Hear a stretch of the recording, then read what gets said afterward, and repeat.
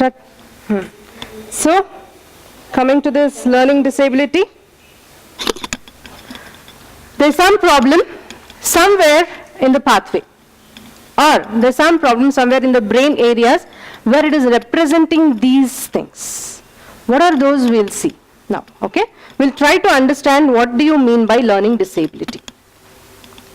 And learning disability, it's not a single entity. You have a lot of different different nomenclatures for this. Like you have different types of learning disability, which we'll discuss now.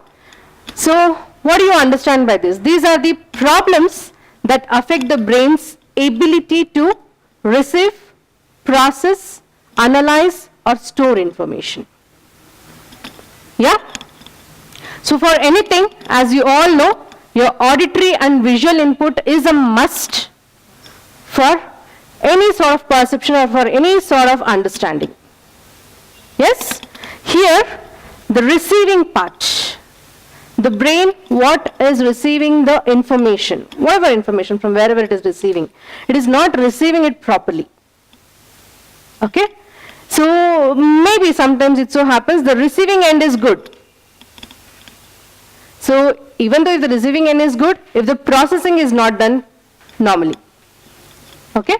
Funny thing, if you receive, that is not enough. You have to process that also. You have to understand what it is. Okay, which area of the brain this has to go. The colors is represented by a different area of brain. The shape has been recognized by different area of brain. Okay, the alphabets are recognized in different areas of brain. Okay? So, it has to be processed in that specific areas. There is some problem in that. Right? And analyze. Okay, now the receiving end also was normal, processing also was done normally. There was no problem in these two pathways, in these two areas. There was some problem in analyzing the information whatever I have got. The child was not able to differentiate, he was not able to analyze. If you have a square, if you have a rectangle, he got confused between which is a square and which is a rectangle. A square, all the four sides should be equal. The rectangle, the two parallel sides should be equal. So, one will be larger than the other. So, he was not able to analyze this information. You got the point? What I am telling? Yeah? It is applicable to all areas. I am just giving you an example. Or store the information. So, now all these things have happened. So, the input has been received, it has been processed, it has been analyzed, everything was fine. But first time he has learnt it. As somebody was telling regarding the memory. Yes? He has learnt it for the first time. But the same, if you are giving it after over a period of time, maybe a week's time or maybe a 10 days time, he will not be able to recall that information. He knows somewhere, okay, I have seen this, but he is not able to analyze what is that. But his brain has registered that, what it is. But he is not able to analyze it and put it back in words or simulate the same exactly. Got it? So, learning disability is what? These are the problems what the child faces here. What is it? One is receiving, processing, analyzing or storing the information. Clear? All of you? Yeah. Okay. And what happens? Certain kind of learning disability can interfere with a person's ability to concentrate or focus and can cause someone's mind to wander too much. So this is what happens, like they get distracted. Yes? Usually learning disabled child get distracted a lot. So here it recognizes a person's ability to wander too much. His mind will be wandering too much. He cannot fix to a point. Got it? Even hyperactive children also will have the same problem. Fine? Okay. Then learning disabilities, what it all encloses, what is the thing which happens in learning disability? Here the child will not be able to read properly or write properly or spell properly or solve any math problems properly because he has this confusion. He is not clear in his mind setup. Got it? Okay. So it shows in all these areas. What? The child will face problems in reading, writing, yeah, spelling, and solving math problems. So he will have difficulties in all these areas. Right? Clear?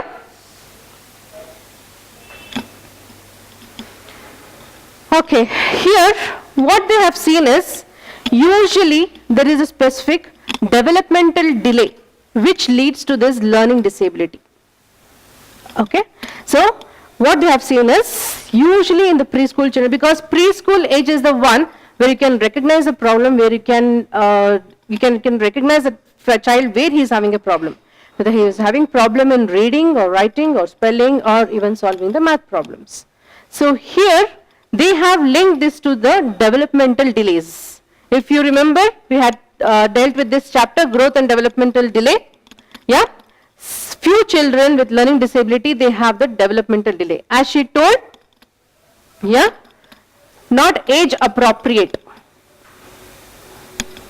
Okay, and this developmental delay, and if they are not able to come to the intelligence at par with the, because some children are very intelligent, even though they are learning disabled, they are very, very intelligent.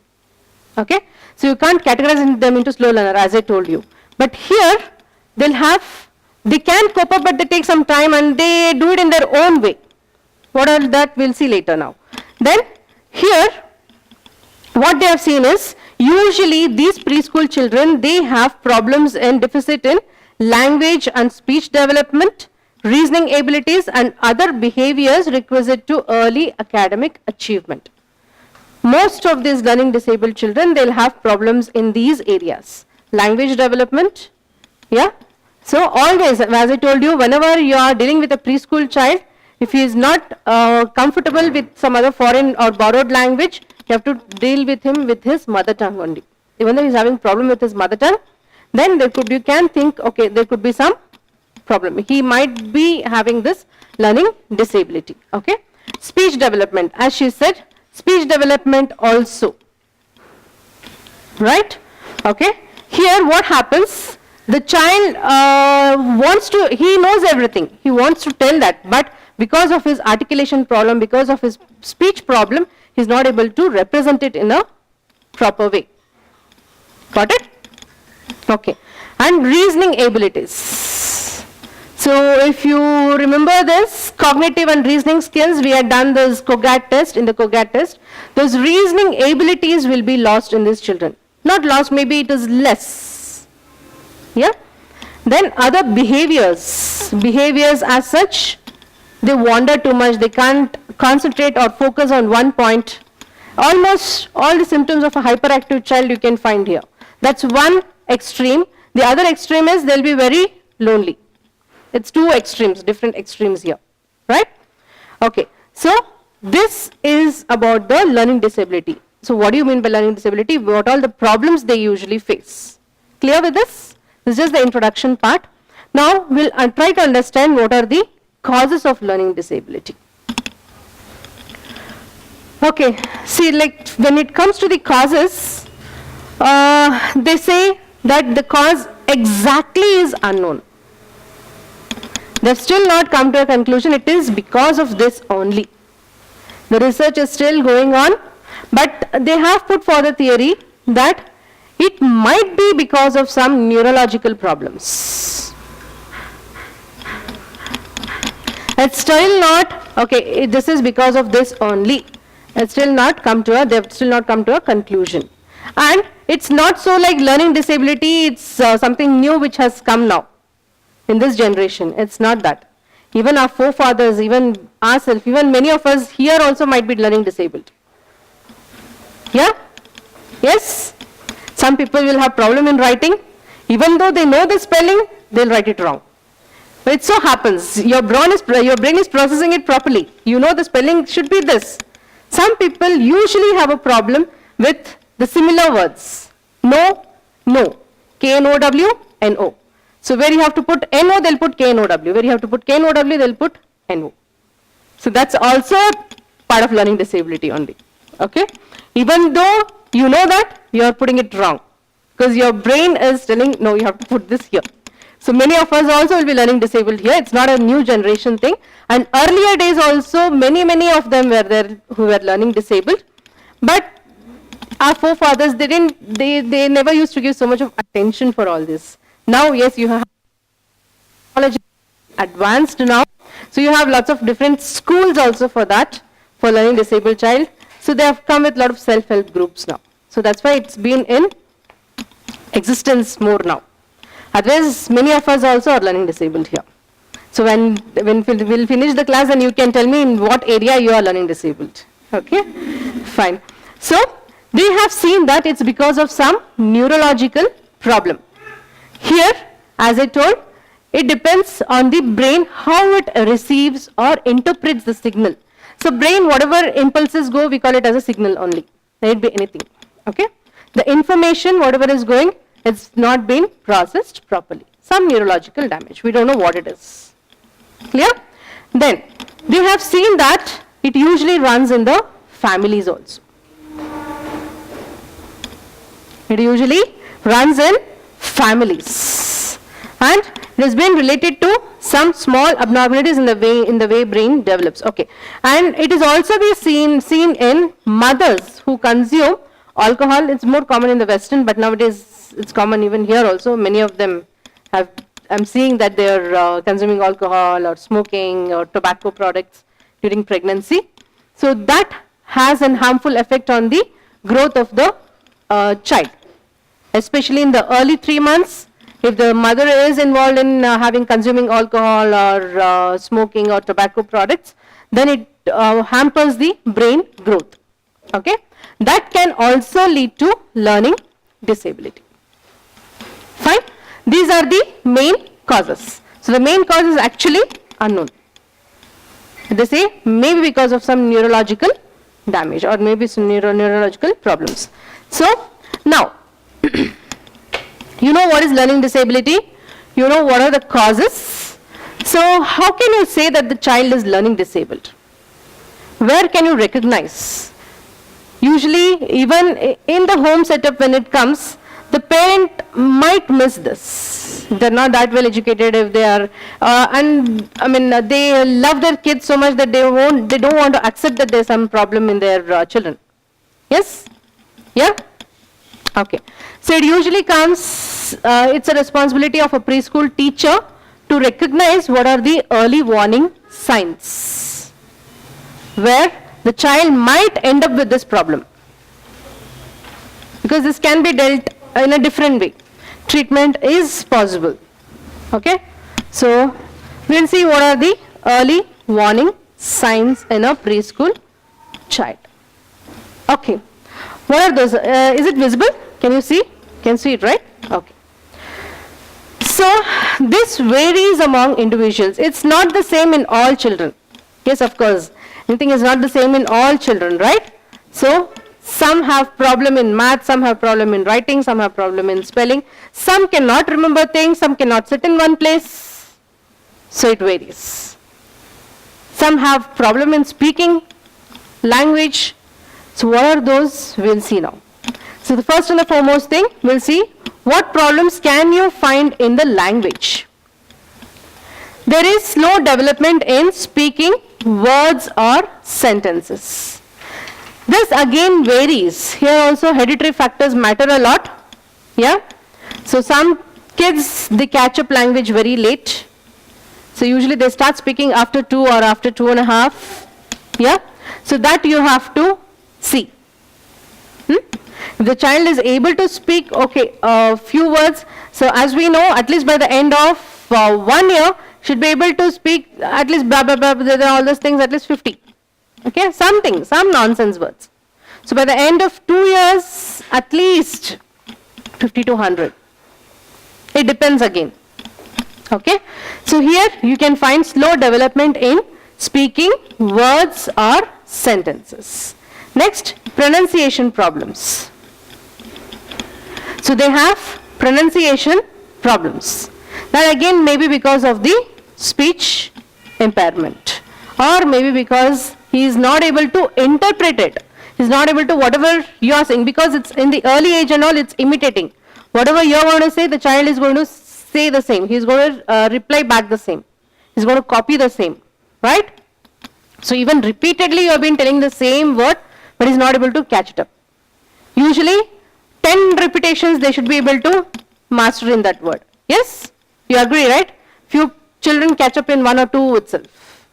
So max you can keep to 10 limitation. They should catch up, but these children have difficulty in catching up new words. Okay? Then difficulty in learning new words. They can't take up the new words easily.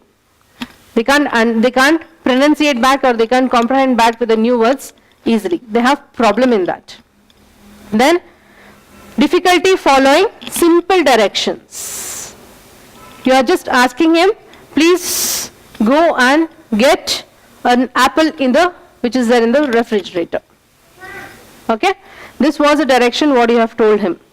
So he was not able to follow that. Okay, what mama told me, his brain was not able to receive that input, his brain was not able to process that, and he was not able to do an action. Okay? Got it? Yeah. Then difficulty understanding questions. He has not got the point what you are asking him.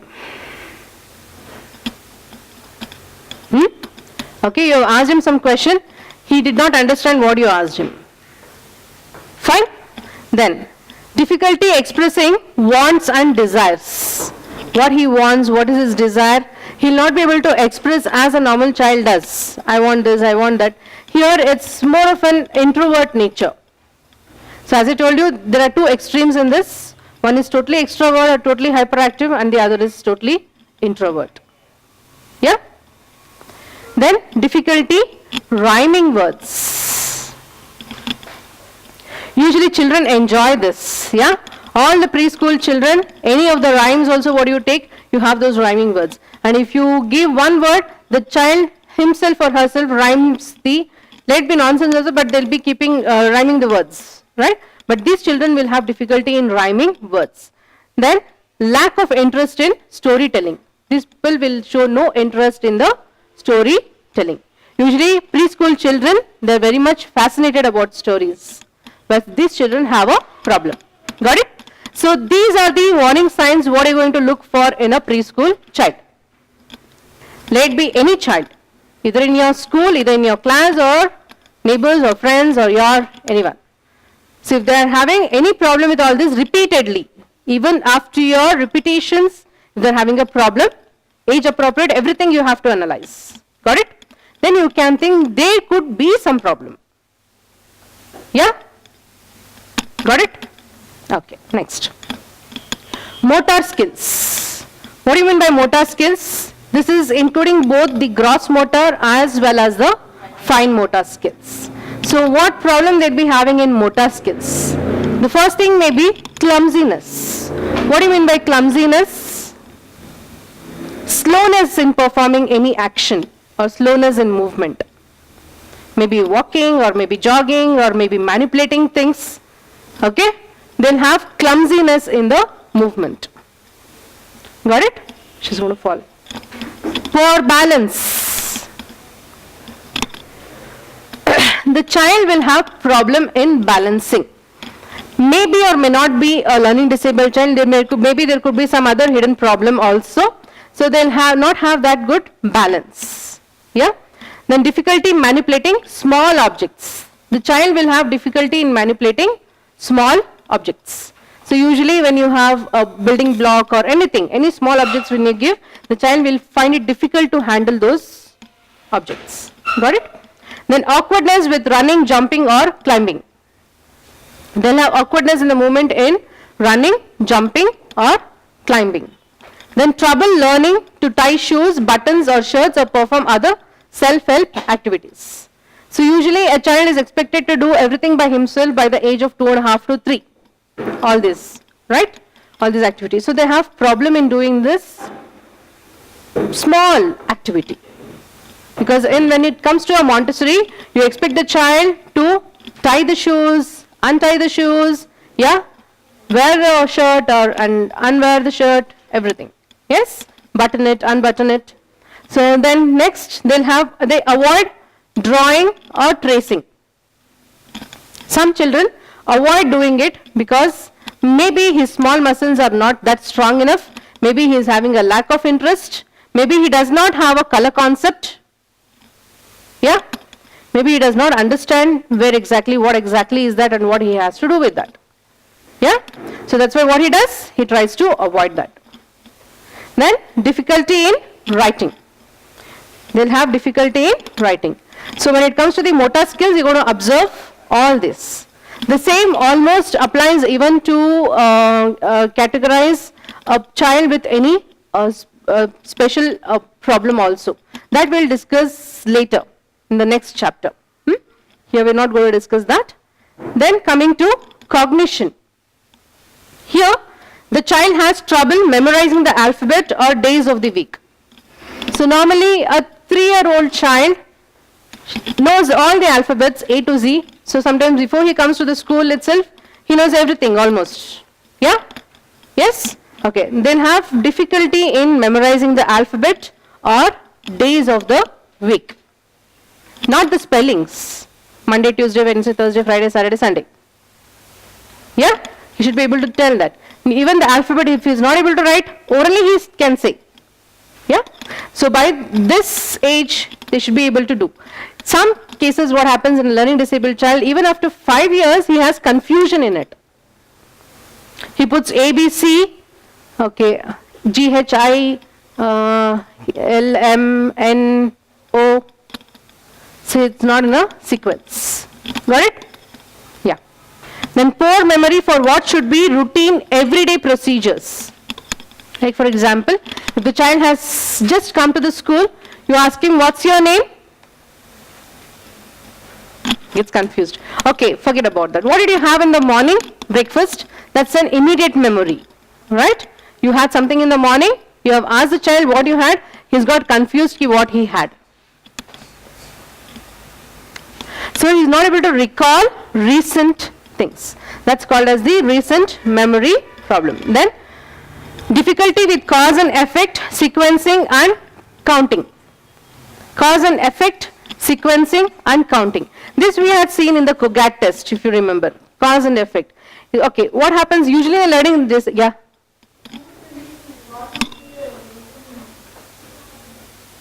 You missed that?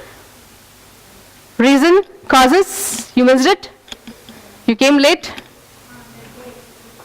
That day, no, this day. Today. Came late. Okay, reason, usually what they say, the cause is unknown, but there are some neurological problems. Neurological problems where there is problem in receiving the signal, processing the signal, analyzing the information or storing the information. Okay, in some cases it is in hereditary. It runs in the families genetically. Yeah, so the manifestation may be different in a child. Yeah, and some cases if the mother is an alcoholic or if she is a smoker, can happen with the child. There will be a brain insult. So happens. Or some cases maybe even during the delivery process also, if there is some damage to the brain, can cause. It will not be this, usually if there is a brain damage, the insult depends and it can be severe. That can end up in a special child, mentally retarded child. That we'll discuss later. Yeah, clear with this? They'll have difficulty with cause and effect. The child does not understand what he is doing. In case if there is a child just next to him sitting, he pinches or he beats, he'll not understand if I pinch or beat that hurts the child, the other one. So he keeps on repeating. He does not understand whatever he is doing, what is going to happen because of that. That is called as cause and effect. Yeah? So he just keeps on repeatedly doing the same thing. Some kids are very naughty, they do that also.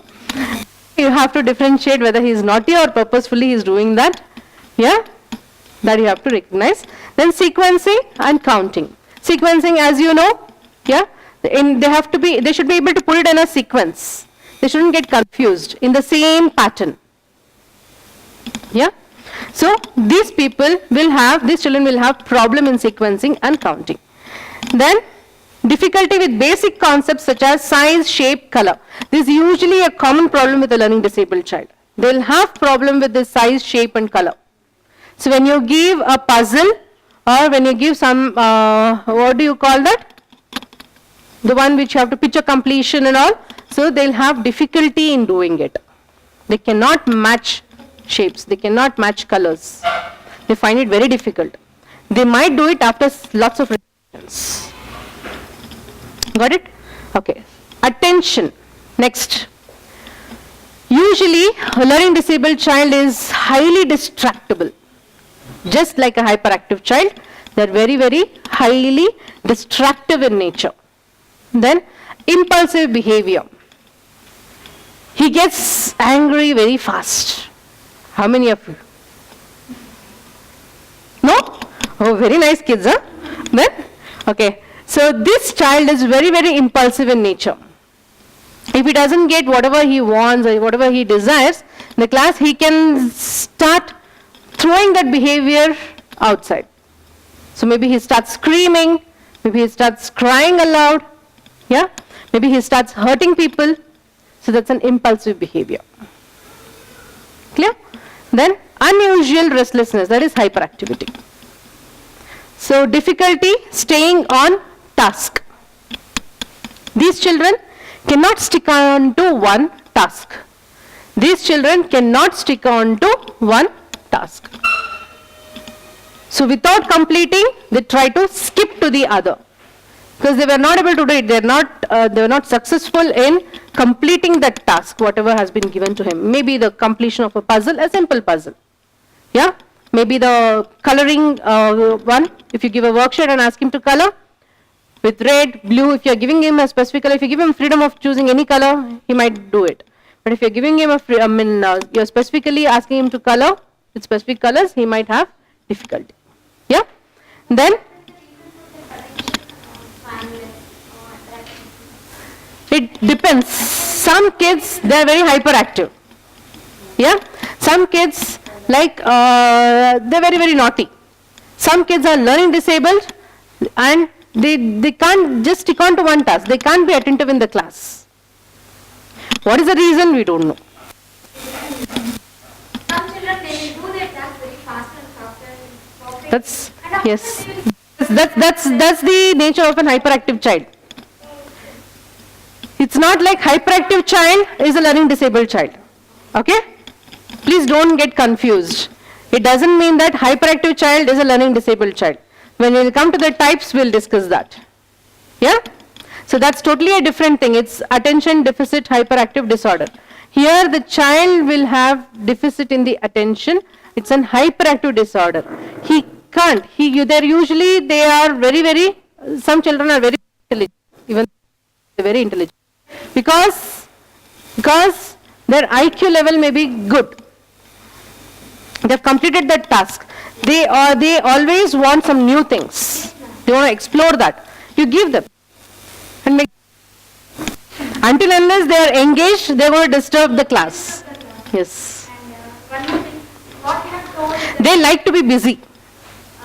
what you told that hyperactivity disorder and ADHD, that is the attention and hyperactivity disorder. There is a difference between these. No, it is nomenclated as attention deficit hyperactive disorder only. ADHD. Okay, if their IQs are high, they are good in other curriculum and other things, that is also considered as hyperactivity. No.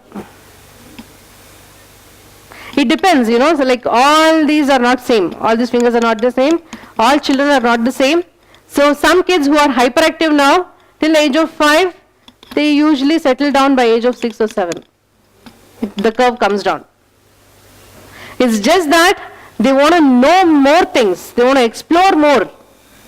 They want to show that I am the best. I know everything. I have completed my task. So what you have to do is, you have to keep them busy. They distract others. They are highly distractive in nature. So this we'll discuss again later when we'll discuss about the special education also. There are some other types. So these are just the other types of learning disability. This does not exactly come under learning disability. Got it? Here physically they have a problem.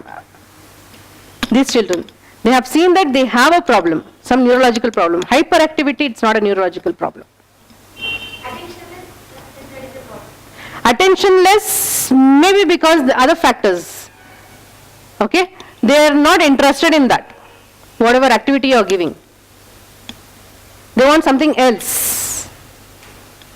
Or they are showing that they are having lack of interest because they want to grab your attention. They want the teacher should see me. Teacher should observe me only. Okay? It so happens. So previously you told buttoning and buttoning. The child has a very good fight. One sec, wait. No, you use this. Please pass it on. Last also I did. No problem. If the child has a very good fine motor skills like this one, writing part, putting the blocks, this, but in some activities he is not interested, like buttoning, unbuttoning.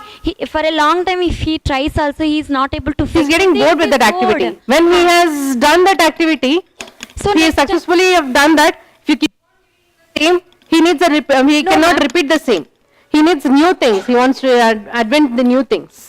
No, ma'am. Actually, he is having good fine motor skills, and other activities he is able to do. For example, buttoning and unbuttoning. Buttoning he is not able to do for a long time. He is bored. Small muscles. Maybe he's having problem. You are giving him more activity involving the small muscle, because usually what happens? No, small children, they can't stick on to one activity for a long time.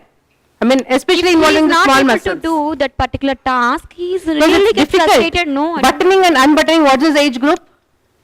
4.5 years. 4.5 years. So have you checked this small muscle power? Have you given him a lot of clay activity or sand activity? Okay. Ball, smiley ball, so that he just presses it on? Okay, ma'am. We'll try, ma'am. You I have to don't- try that. Okay. So what happens if the child has already done lots of activities involving a small muscle Okay. in the It is class? not fine motor. That is small That's motor. fine motor only. It's Fine all fine motor motor. only. Okay. All whatever is involved with the small muscle is called as fine motor Okay. skills. And paper tearing also some difficulty in paper tearing. So keep on repeating or what, ma'am? You give it in What the is starting of the session or the end of the session? Starting only. This is arrival activity. Will say. So after coming, they used to use the scissors or paper Scissor. tearing. No, tearing only. So many kids they are able to use the scissors, but they are not able to tear by their hands. What may be the reason? You give them some small muscle activities before you start So any that is area, smooth exercises, anything. See, anything involved, like even you can give him, ask him to, if you have a dough, okay, atta, Okay. that also you can give him. Okay. So our ultimate aim is to strengthen his small muscles. Usually small muscles go for fatigue very fast. Okay. If you observe, you have given an activity, if you keep on doing something for a long time, your muscles also get strained. Yeah? So, maybe that problem, if it's with a single child, if Yes. only one child is having that problem. No, You try this, Two, three child you who are all try very this with good them, in before you the- give any activity, you give them some small muscle exercises. Then you give them the other activities. What is the reason, ma'am? They are getting frustrated. No, I don't want to do. Please help me. Like they are asking for Change help. the activity and see. Okay. So I Change the want them to activity. learn that buttoning and buttoning. You can't force them. You can't force them if they're not. Okay, whenever they are in a good mood, and they are enthusiastic to learn something, you make it more fun-loving. You make it more fun thing when you give the buttoning and unbuttoning, no? You tell them a story or put it in some other way and see. Okay, we'll try. Yeah, you can try that. Yeah. It's nothing related to the learning disability or something like that. For that, you can't tell that the child is learning disabled. Okay. Got it? Yes. Thank you, ma'am. Yeah. So all of you clear?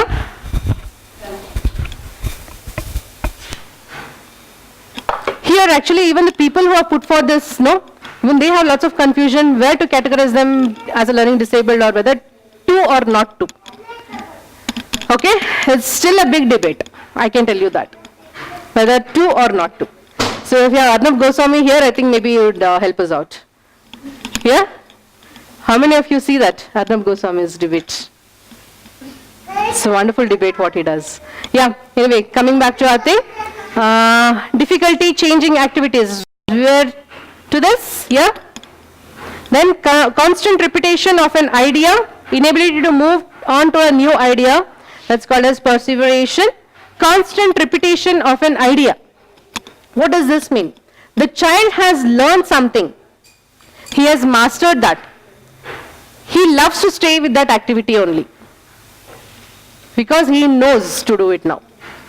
He doesn't want to take up the new ones. He feels, okay, what if I fail? What if I cannot do it? So he dislikes going to a new task. Got it? Okay? And these are all, these are all, in one child, you will not find all these whatever I have told. Maybe language, or maybe motor, or maybe cognition, or maybe attention. Yeah? Some kids, it's all a mixture. What I'm telling you, in general, what you can find in a preschool child. Deviations in language, or attention, or cognition, or motor skills. What are the things what you can check as a early warning sign? These are just the early warning signs. Got it? You'll not be audible to others. You can use this. You can switch it off and keep it with you.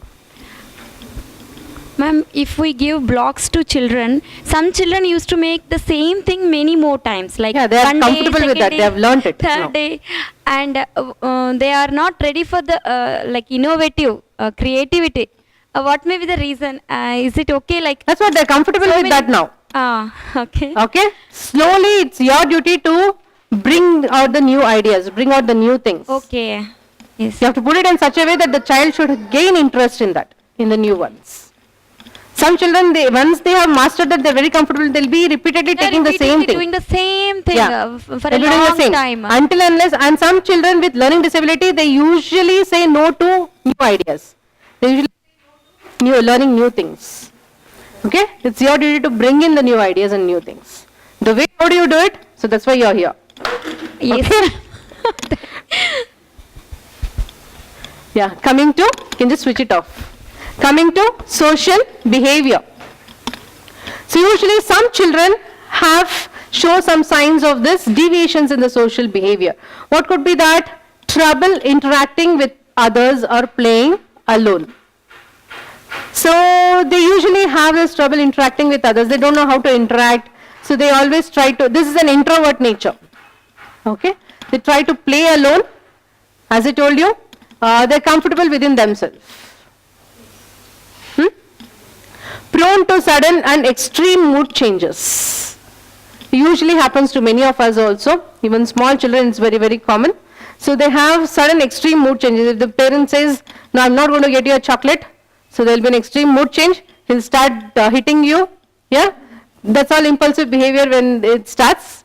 So I feel this has been handled much more better by a Western community than in Indian and Asian community. Yeah, how many of you agree? Yeah? Yes or no? What we do is we usually padak. Yeah, that should not be done, but usually it so happens we do it. Okay, very sad for that. Sometimes even I do it. I am not saying that I am not doing it. Yeah, so we shouldn't do it. And this social behavior also includes some problem in the like any nervous disorder or something. Not nervous disorder usually. Social behavior can be because see social behavior, you can't have it's not like you have a neurological manifestation for it. See, it depends on many other factors also. The family and their friends and the area and their environment in the school. So how is the teacher? How are his friends? Everything depends here. For the behavior of a child. And he gets easily frustrated. So they get easily frustrated with anything. So if they're not able to, as she told, if they're not able to take on the new idea, he gets frustrated. So once they get frustrated, they're definitely going to avoid that thing. They're never going to learn that new things. Okay, so what is your duty is, don't make them feel frustrated. If he's not able to do it, okay, beta, no problem, we'll do it later. Whenever you're comfortable, whenever you want to do it, you tell me, I'll give you this activity. You can do it that time. You have to arouse the interest. So when you feel, okay, the child is in a good mood now, he is playing, he is interacting with other people. So you have to ask him, okay, shall we do it today? You want to try that? So you have to put it in such a way that the child should get attracted towards that activity. Got it? Then hard to manage and has temper tantrums. Many of us have. So It's hard to manage such kind of children. Usually even hyperactive children have temper tantrums, and if they cannot take up the things, if they cannot cope up with that, they show this temper tantrums. It can be in any ways. Yeah? So these are all the signs what you're going to look in a preschool child, maybe to categorize them into a learning disabled child. This is just the preliminary phase. Yeah? If you are finding some problem like this, you are not directly going to tell that that's a learning disabled child. You are again going to analyze it. Because you are a trained preschool teacher, you should know the differentiation between a normal child and hyperactive child, a slow learner, a learning disabled child, yeah, or a special child, or a gifted child, should be able to differentiate. Got it? Okay. Now, this much you are clear, hopefully? Yes. Coming to the types of learning disability. See, learning disability is a general term. It has been put forth for all these conditions. Now, what we are going to see is what they have categorized as. The learning disability is been categorized into, how many of you know this term? Okay, before I go to this, I want you to watch a video.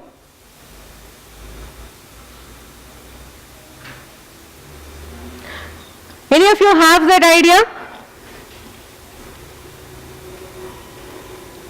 How many of you have seen a movie Tare Zameen Par? Most of them, all of them? Yes. So keep that in mind and watch this video. Can I have the mic, please?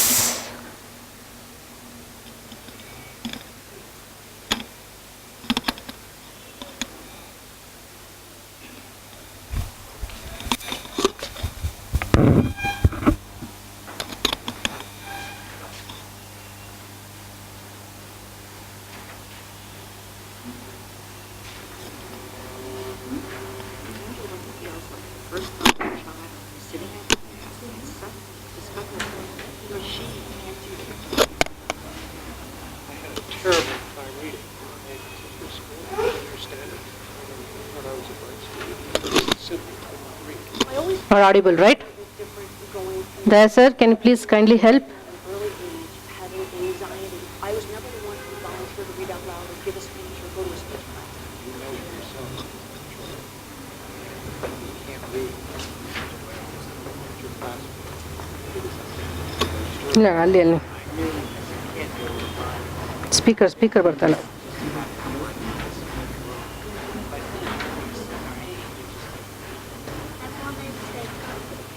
Madam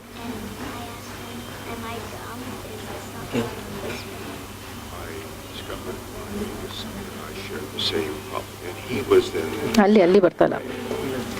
I was 40. I was 34 years old. ಅಲ್ಲಿ ಬರ್ತಾ ಇಲ್ಲಪ್ಪ. I was dating a teacher, and I was trying to read the paper, and I was having great difficulty reading it. ಇಲ್ಲ ಇದು mouse. Well, and she finally said, "You're dyslexic."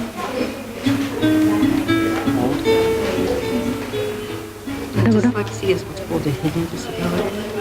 So you don't see any signs. The children seem to be and are bright in every other way. What happens is on the page there's so many words and then it's black and white, so everything's just swirling around and I can hardly keep track. I see a bunch of foreign code, so I have to ಅಲ್ಲಿ check go ಮಾಡಿ. each word to decode it and to turn it into sound in your mind. And then, of course, that gives me.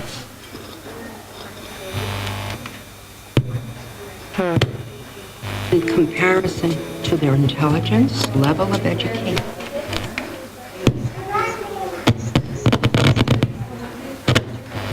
and the inability to read quickly, difficulties in spelling, difficulty with handwriting, but the basic core problems involve reading and getting to the sounds of words. When children are young, they associate reading with intelligence. And reading is simply one way that we accumulate. What's it like being dyslexic? Oh, no. Oh, I'm going to be late. Oh, no. At school, Tom sits at the back. Copy down tonight's homework. ಬರ್ತಲ್ಲ.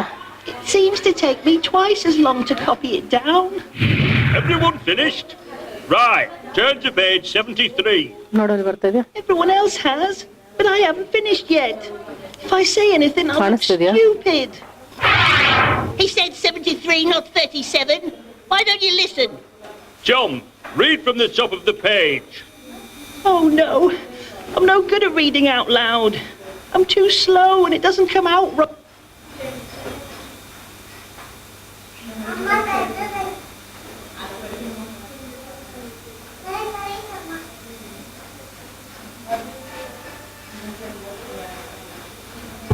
What's it like being dyslexic? Audible? No. I'm going to be late. Oh, no. At school, Just watch this carefully. I'm going to ask you questions. copy down tonight's homework. It seems to take me twice as long to copy it down. Everyone finished? Right, turn to page 73.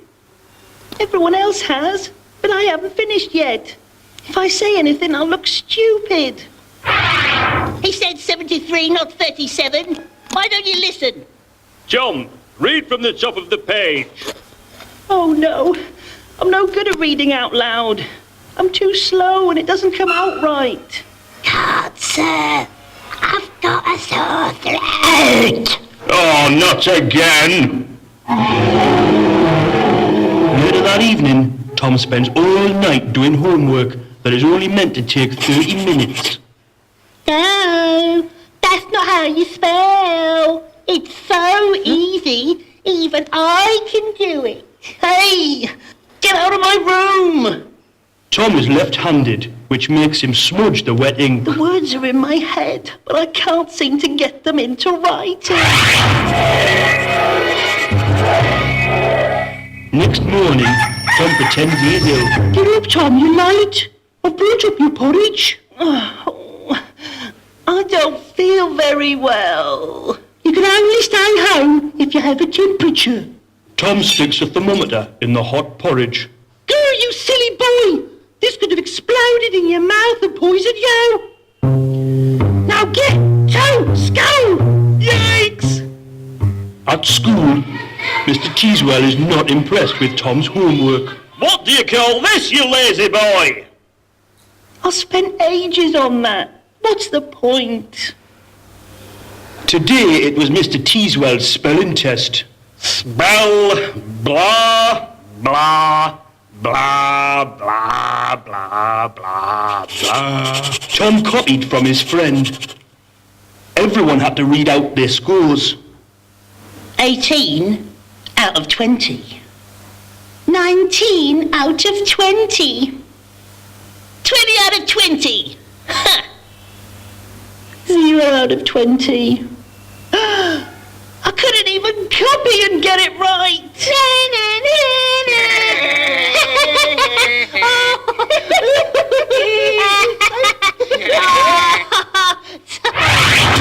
Later, Tom is caught fighting. You're suspended! They were calling me stupid. Tom's mum meets a friend for coffee. She is a teacher. I am so worried about him. He can't seem to remember anything. He forgets his books and he's so disorganised. Tom is very unhappy. Has Tom been tested for dyslexia? Tom's mum goes to see Mr. Teaswell. Could Tom be dyslexic? John's doing okay. He's just a bit lazy. Most boys are at his age, but he'll catch up. Don't label him as dyslexic. I don't want Tom to think there's something wrong with him. 1 year later, Tom has made no improvement. His confidence is at rock bottom. You are going to be tested for dyslexia.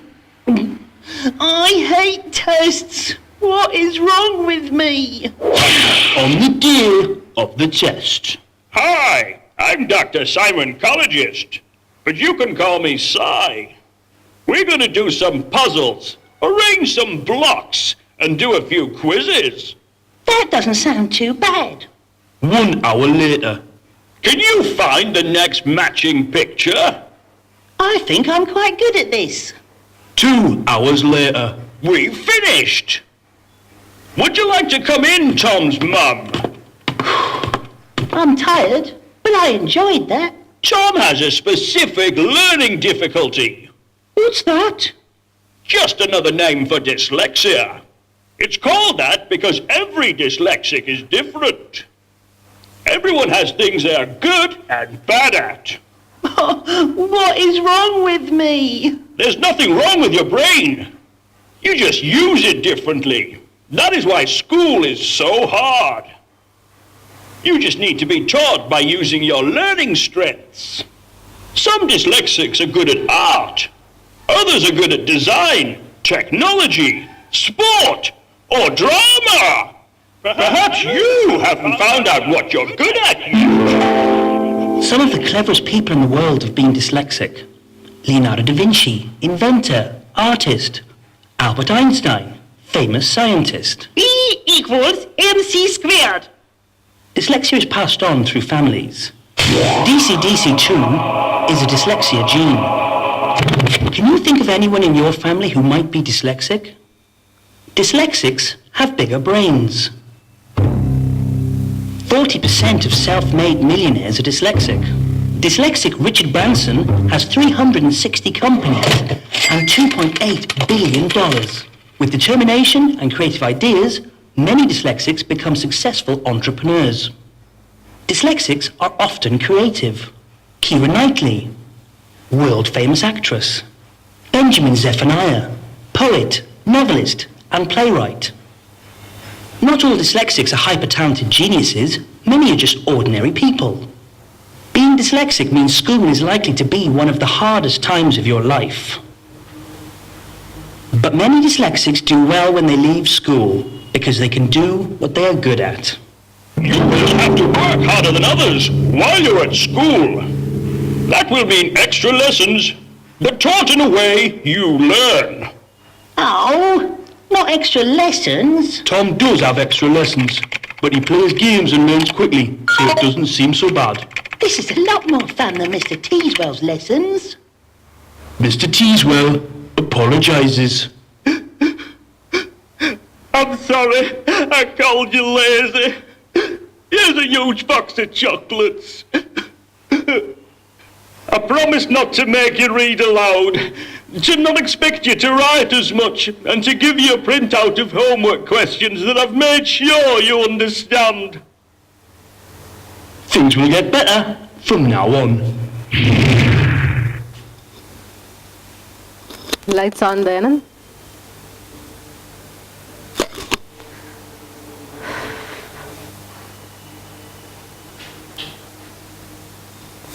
Yeah. How was it?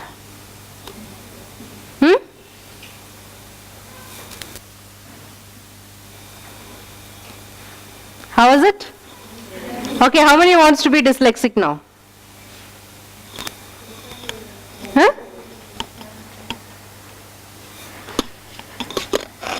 There are some important points which they had shown in the video.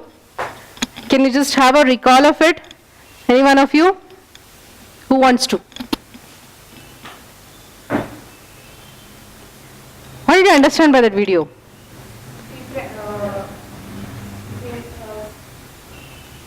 Please pass it on to her.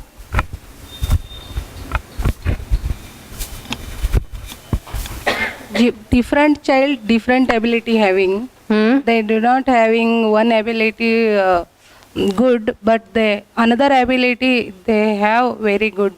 That's yes. Yeah. So usually these children are very different in nature. Did you find any special features in that child? Matlab any to categorize them into a mentally retarded child or something? Not at all. Yes. So you should never tag dyslexic child with a mentally retarded child. Okay? Dyslexia means, it does not mean that the child is mentally retarded. Please keep this in mind. Even the parent, if they are having this confusion, please make sure you're going to clear it up with them. Got it? So what the child was in the school, how was he in the school? So even the copying activity, what was given to the child, he got it entirely wrong. Whatever was written on the board, it was written on the board, but he was not able to copy it exactly the same. Yes? Yes. So that was one problem. Where was that problem? Because he was not able to receive the information properly, he was not able to process it properly, he was not able to analyze it properly, he was not able to interpret that properly. Yes? You all agree? Yes. Okay. Then what happened? He started giving excuses not to go to the school. He is fearful that if I go back to the school, Mr. Teaswell is going to again tease me. Yes, again he's going to give me punishment. He's going to make me write, which the child is not willing to do it. Yes, mic, which the child is not willing to. You have it, no? So if anybody wants to speak, please use the mic. So which he is not willing to do, because he is having that fear. I might be wrong. Yes, and they're going to make fun of me in front of everyone. So that's one thing, he didn't want to go to the school. He started giving excuses not to go to the school. Then what happened? But even then forcefully he was sent to the school. His grades were not at all improving, it was lowering down. Yeah? But the same thing when a friend of her told her, why don't you take him for a dyslexic test? So everybody has that in the mind. If you tell something, you want to go to the psychologist, take a dyslexic test, that means the friend is telling you, okay, your child is mad. That's first thing what happens, they feel that they are categorizing, they are labeling him as mentally retarded or mad. Yeah, but that's not the case. Usually, when the child has been taken to the psychologist, they do some specific tests, any test, not the COGAS, some other test where if the child was given the same thing in a different way. What he did? He gave some blocks. He asked him to try to match that. That was more easy. It was more fun loving. It was a fun way. He was able to do it. Right? The same thing in the school, what happens? He will not be able to cope up with a normal child because school has a fixed set of syllabus, a fixed set of curriculum. Everything is planned in the entire year. It has to be done by this the date. These things has to be completed. Whether the child has understood or not understood, for a single child, they are going to go back. Yes? So it so happens that dyslexic child is left alone. He is not able to cope up with the normal children because he is literally having some problem. Got it? That is where the problem starts. So usually Western communities, and here also there are few schools where they take up these dyslexic children and they teach them differently. So as we have seen, dyslexic children can be having problems in any of the areas which we have discussed in the morning. So whatever area is having a problem, they're going to concentrate more on that. They're going to teach him differently. And as you have seen, most of the millennials, most of the achievers, they were dyslexic. But it doesn't mean that all dyslexics are going to be millionaires and billionaires. So even the child is dyslexic, you should be very happy, okay, my child is dyslexic, he's going to become a millionaire and a billionaire. No issues, let him be dyslexic. Okay, it's not that way. Chances. Yeah, it's all chances. They have mastered in that. They had total interest in only that. Like Albert Einstein, he was not able to even write also properly. He has been thrown out of the school. If you all read his history. He was thrown out of the school. He said, your child is fit for nothing. You please take him out from my school. Yeah? Have you read his history? His autobiography, his biography? You can just go and read that. He was thrown out of the school, but he came out with that discovery. So you never underestimate any dyslexic child. Got it? Okay. Now we'll try to understand what is dyslexia scientifically. Okay, what is it? It's the difficulty. Here the child might be able to do it, but he is having difficulty in doing it. Yeah? Difficulty in processing language, and they have problems in reading, writing, spelling and speaking. As you had seen that video, the child had problems in all these areas. Then dyslexia is much more than just reversing numbers, and usually it so happens for a dyslexic child, his brain, whatever it sees, it's like the numbers are just dancing around. It just flies away. It literally happens to a dyslexic child. He can't see that the letters are there. He sees the letters are flying. It has got wings and it's flying. If you have seen that Tare Zameen Par movie also, the child, whatever is written on the board, it interprets that it's been moving. Yes, just like that. So, that's why he is not able to copy the words properly. Exactly in the same. And usually dyslexic child have reversal problems. Like 6 they interpret as 9. Okay. 7 to write like this, they write it in ulta. Many children do it. So many children do it. Even till the age of 5 also many people do it. But later they correct themselves. And once you say, no, this is wrong, you have to copy it properly, you have to write it properly, the child does. But a learning disabled child, any number of repetitions, whatever you say, he can't do it properly. Okay, like writing 6 as 6, 7 as 7 like this, or he might write 6 this way.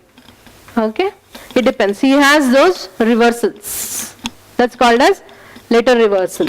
Usually they have that problem. And they feel that the entire world is in motion.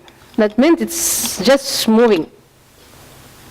And words just won't hold still for them.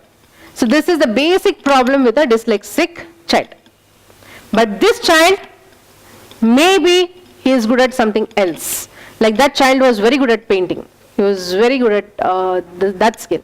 So usually in a dyslexic school, what they do is they are going to identify what the child is good at.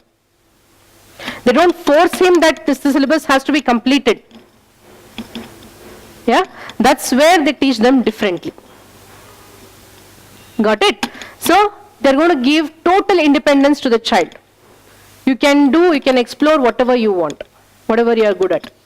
They give them total independence to the child so that he comes out with his talent. Yeah? Only book and is only writing and reading the exams is only for getting a degree. What will you do with that degree is usually just put a frame and put over there. That's only for all the legality purpose what we do. So majority of the times it so happens, whatever we have learnt in the schools or in the colleges, we don't usually apply them. Do you apply the entire thing, whatever you have learnt? No. Whatever practically you do is totally different than whatever you have learnt. That's a sad story of our of our curriculum. Whatever we learn, only maybe 5 to 10% we just put it across. Practically, you learn. That's it. Yes? How many of you agree? It's not coming, huh? You should have told me now. Okay.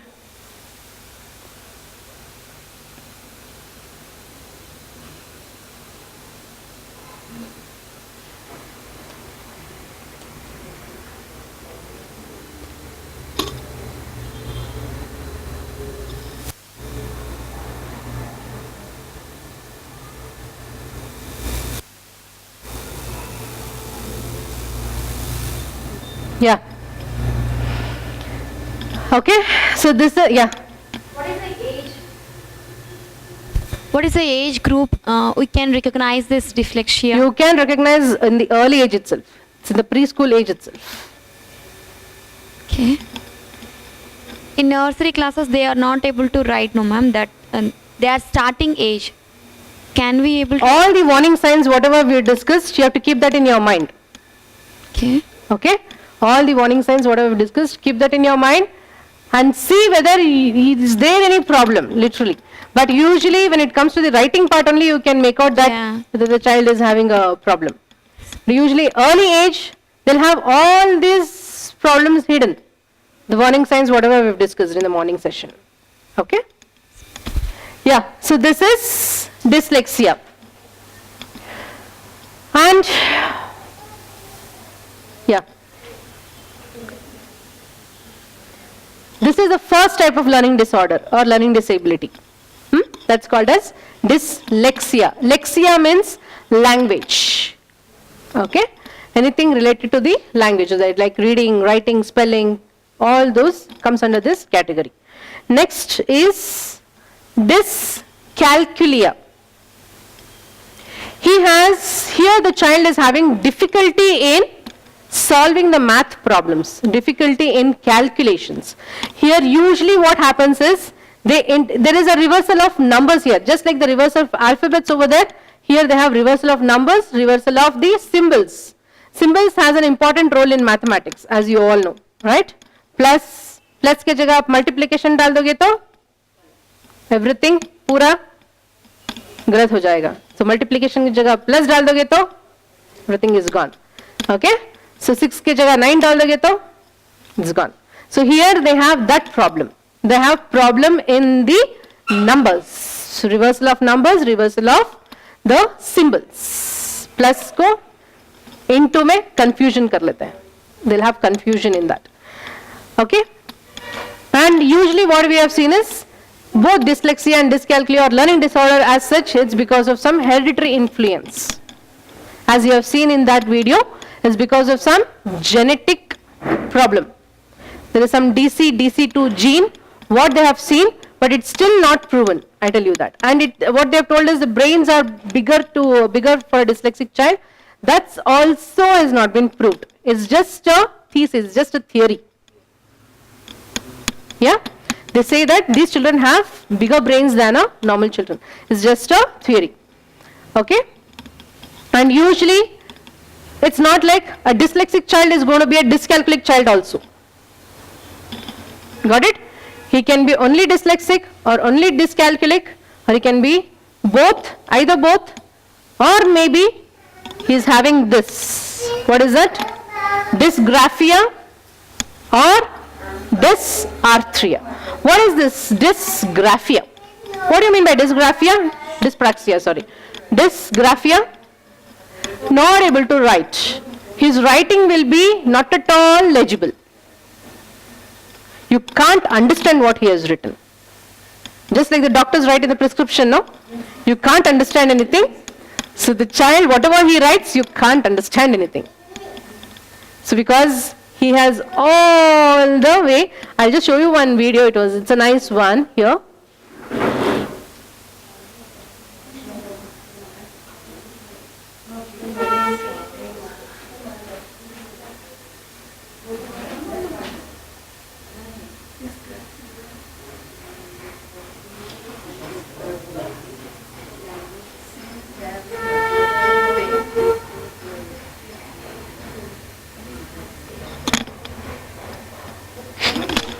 There, sir. Please switch it off. 1 second.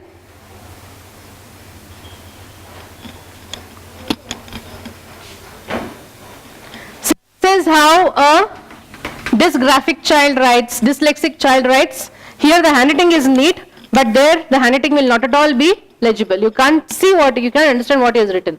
This is just an example how a dyslexic or a learning disorder child writes. This is not the early child, huh? It's little later age only. Okay. Can you see the spellings?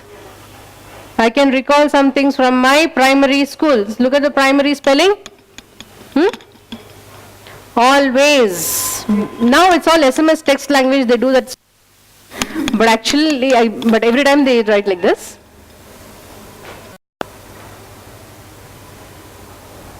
Able. Handwriting. Tried, my hard, zet. Yeah? You see? All mistake. So how many of you do it? No, no? Okay, you shouldn't. Yeah? This is just an example how they write. Got it? Then sir, you can switch on.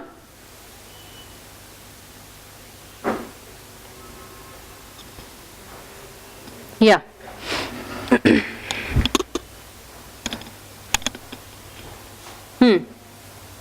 Dyscalculia is over, right? Dysgraphia. Dysgraphia, difficulty with writing, and these problems in handwriting, spelling, organization. Yeah? But there you'll not be able to see later the video. and you can't see me. For that the light should be on. Okay, fine. Dyspraxia. Praxia matlab movement. Okay, what do you mean by praxia? Praxia means movement. Here, usually they'll have that, if we have discussed in the morning session, clumsiness, slowness, they'll have poor balance. So dyspraxia, this is that. Here, all these 4 categories are put into the learning disorder. They have made this as a separate one. These are the other disorders that make learning difficult. It's not a learning disorder. Only these 4 comes under learning disorders or learning disability. Which one? Dyslexia, dyscalculia, dysgraphia and dyspraxia. Okay. Here, these are the other disorders which makes the learning difficult. Which is that attention disorder, ADHD. Yeah. ADHD settles down by itself. So happens after some age, children cool down by themselves. Yeah. Then autism. What do you mean by autism? We'll discuss this later also in the special children category. So what is this autism?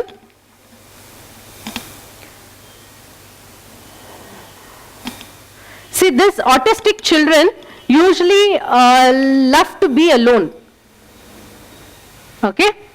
They are socially not that very interactive in nature. Autistic children.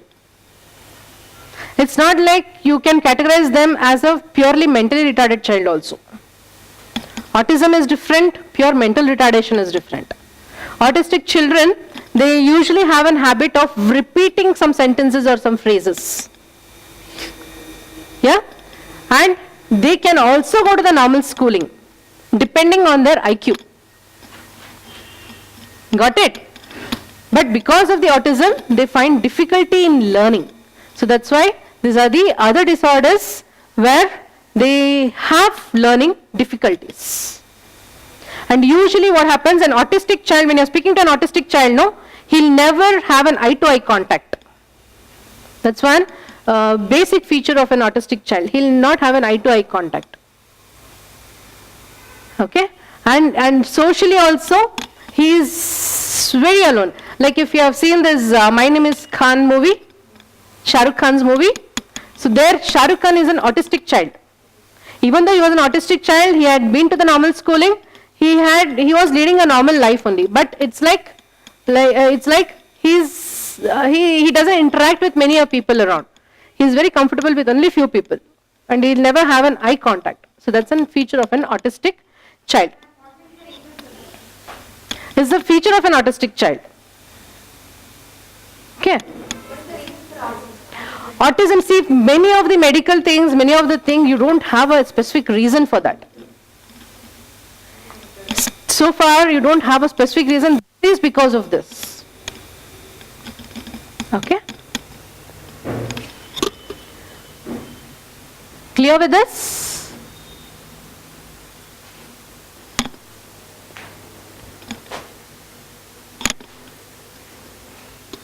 Yeah, before we go to the next is the assessment.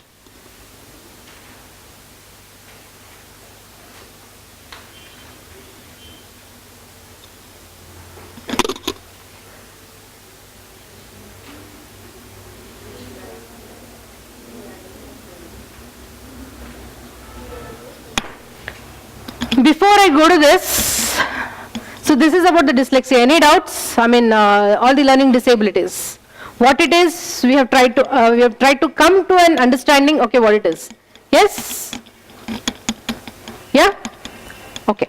Now, before we go to the assessment of dyslexia, there is an assessment even for the learning disability as a whole. So we'll see what it is.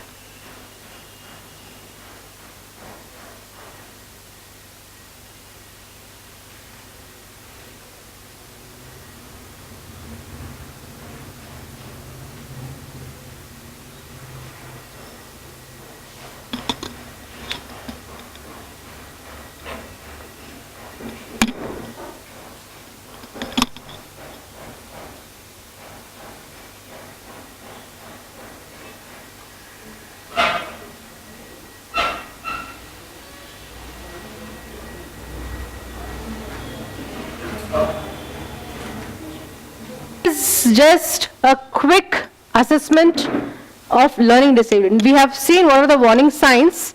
So how do you come to an assessment? How do you usually check? Checking, you have to go do with this. And here also you have different areas in this. The first one, what we are going to check is their visual processing, their visual skills. Here, there are few set of questions which you are going to give to a child. Either you are going to read it out, if the child is able to, depending on their age level also. Okay? You want to frame this according to that. Yeah. Here, he has to just answer yes or no to each question. You can put a tick or you can write yes or no. Or if the child is able to read and write, or if the parent is there with you, you have the parent also along with you when you are doing this test. You can ask them these questions and you can ask the child also these questions. So what are you going to check for checking the visual processing? You want to ask the question like here. There are few sets of questions for different things. Here we are having around 8 to 10 sets of questions. Get car sick while reading in the car.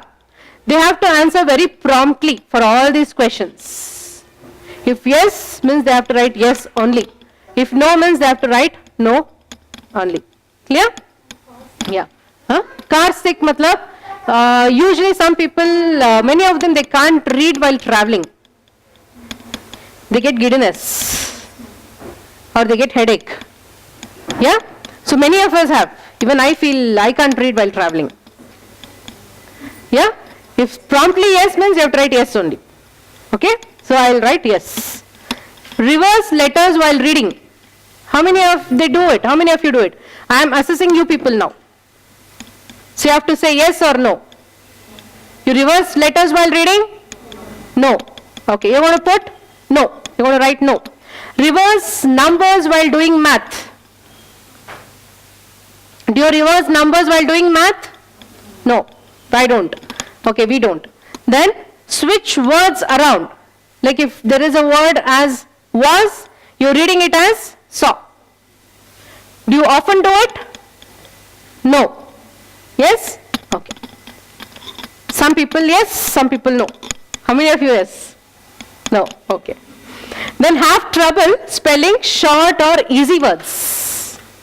How many of you have problem while spelling the short or easy words? If I ask you a word, what shall I ask you? Bird. B-I-R-D. How many of you told us B-R-I-D? Nobody? Okay. Then you're all good. Fine. So, usually when you're asking this to a learning disabled child, many will be yeses here. Okay. Have trouble staying on the line when reading. How many of you have a trouble staying on the same line while reading? When you start reading from right to left, how many of you can stick on to the same line? You don't skip lines while reading? No. Usually learning disabled child, he skips lines while reading. Got it? Wear glasses? How many of you?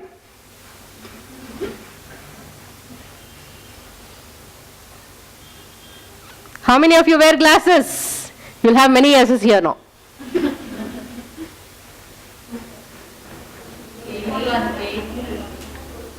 Wear glasses? Many of them. Yes? Yes means you want to write yes only. Yeah? Then have astigmatism. What do you mean by this astigmatism? We have still not gone to the health and nutrition. There this term will come. So astigmatism means usually having a double because of some problem in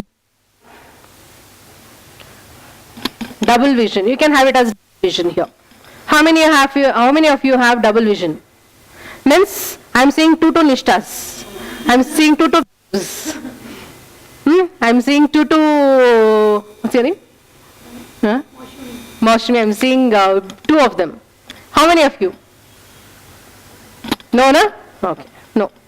Then ever have eyes that water? How many of you have watery eyes? Nobody? Okay, good. Some people, if they read small letters, if they read for a long time, or if they sit in the system for a long time, they have watery eyes. And some people, traveling also, they have this watery eyes. That's because of the overstrain or irritation. If yes means you're going to write yes, if no means you're going to write no only. Clear? Then get headaches or neck aches. How many of you get headache or neck ache? This is usually why they have asked this is, it's a general questionnaire. Okay? It's general questionnaire, they are checking the visual strength. Vision. Because for anything, you need to have all the 5 senses normal. Yes or no? Yeah.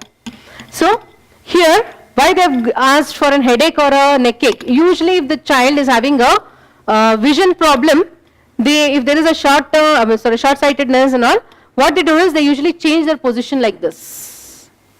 Okay, to see it properly, if they're sitting on the last bench, what they do is they do like this and see. Okay, so they get this headache and neck ache at that time. Usually headache because the vision is not proper. So that question is because of that here.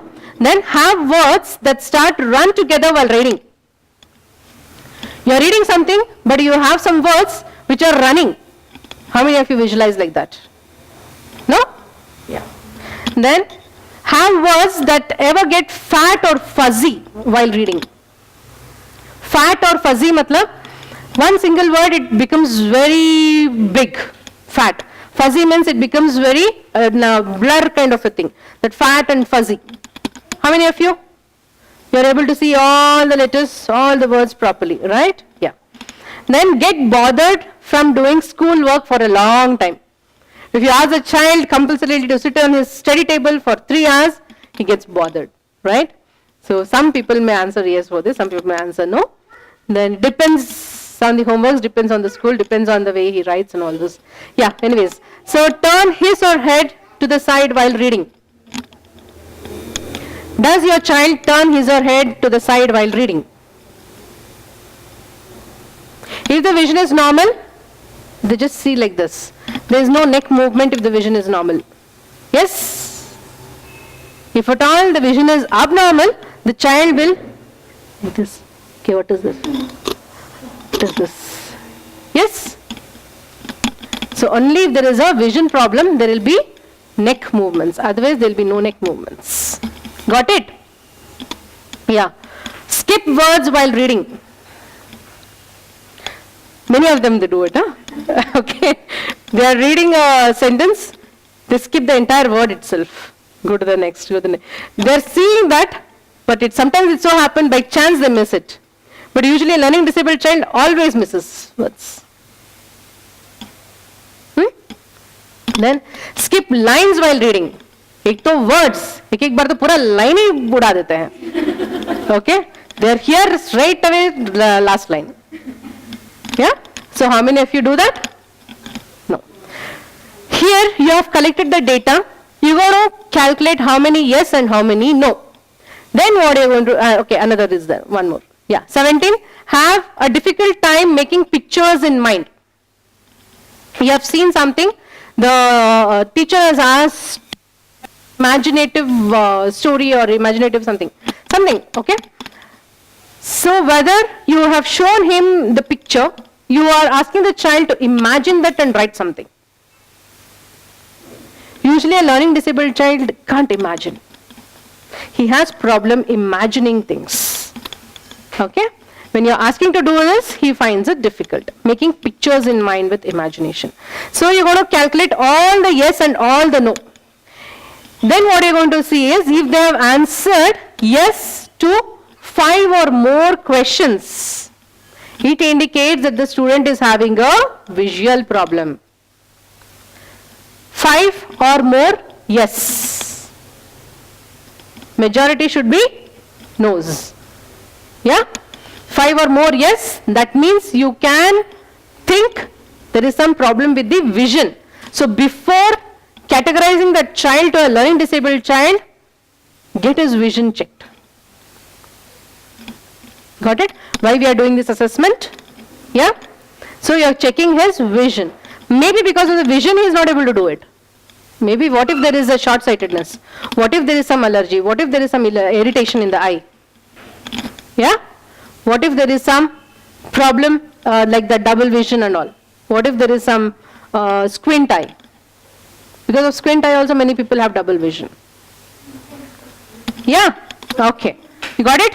So that is squint. क्या बोलते हैं? The eye will not be in the alignment. One eye will be looking somewhere else. That is squint. We will discuss all this when we will go to the health and nutrition subject.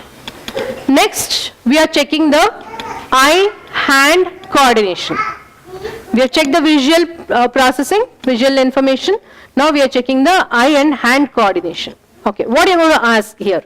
Have words that run together when writing. When he is writing, he has some words that run together. What does that mean? Huh? He is not able to write properly. Some words are running. He is not able to copy it. Just like the child, he was not able to copy. Yeah? That one. Again. Have poor posture when writing. While writing, some kids sit like this and write. In awkward posture. So, while writing, the posture should be very neat and clean. Otherwise, he is going to have backache, neck ache, all the aches. Yeah? Why is having that poor posture? We are going to check. Yes? Then have extremely large or small writing. Usually when the children write or when we write it in a flow. Our handwriting will be almost the same. Yes? All the letters will be, when you have taught the child, it has to be within the blue line, the child writes within the blue line. It should be between the red and the blue line, the child writes between the red and the blue line. Here, these children when they write, some words they write very big, some words they write very small. Yeah? Then, cursive writing. Sorry, have extremely large writing. Yeah. Avoid cursive writing. In some places, if there is a compulsion of cursive writing, if they are avoiding that, maybe because he is not willing to write, it's difficult, slightly difficult for the child to learn initially. When he is avoiding that, can write yes or no. Have a difficult time lining up columns on math assignments. So if he has difficult time in lining up the columns, he is not able to put exactly the columns. Then have difficult time copying from book to paper. Yes. Then have crooked or poorly spaced writing. Have difficult time with ball sports.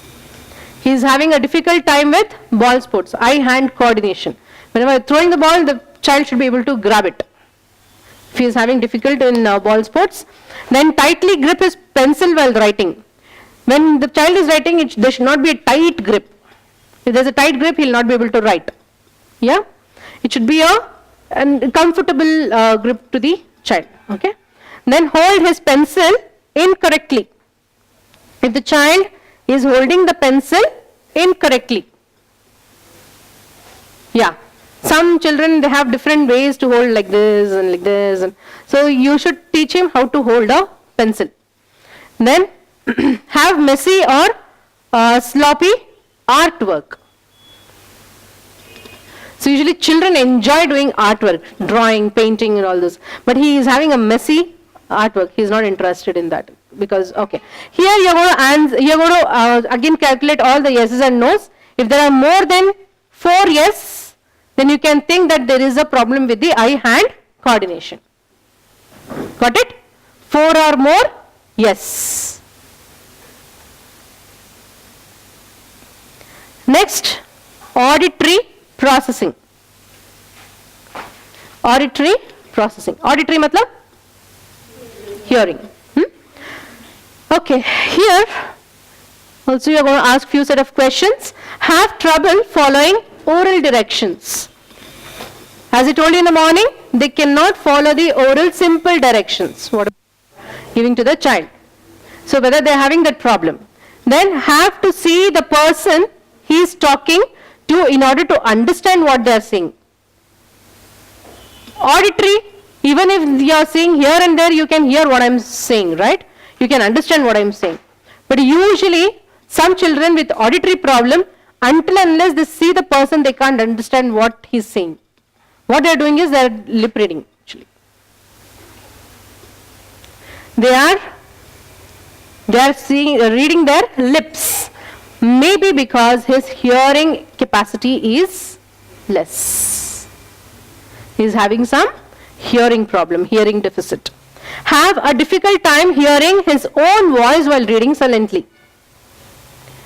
Usually even while reading silently, even if they are reading in the mind, they can hear their voice. I mean, it's automatically it's done.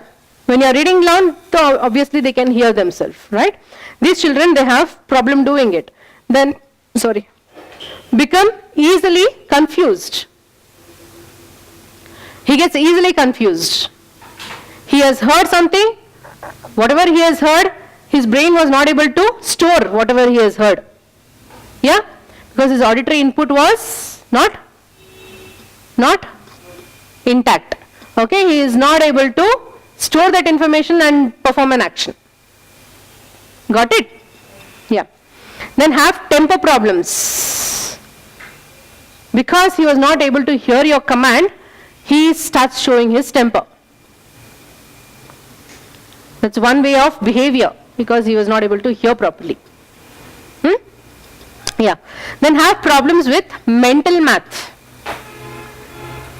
So mental math, you don't use any pen or paper or something for that, right?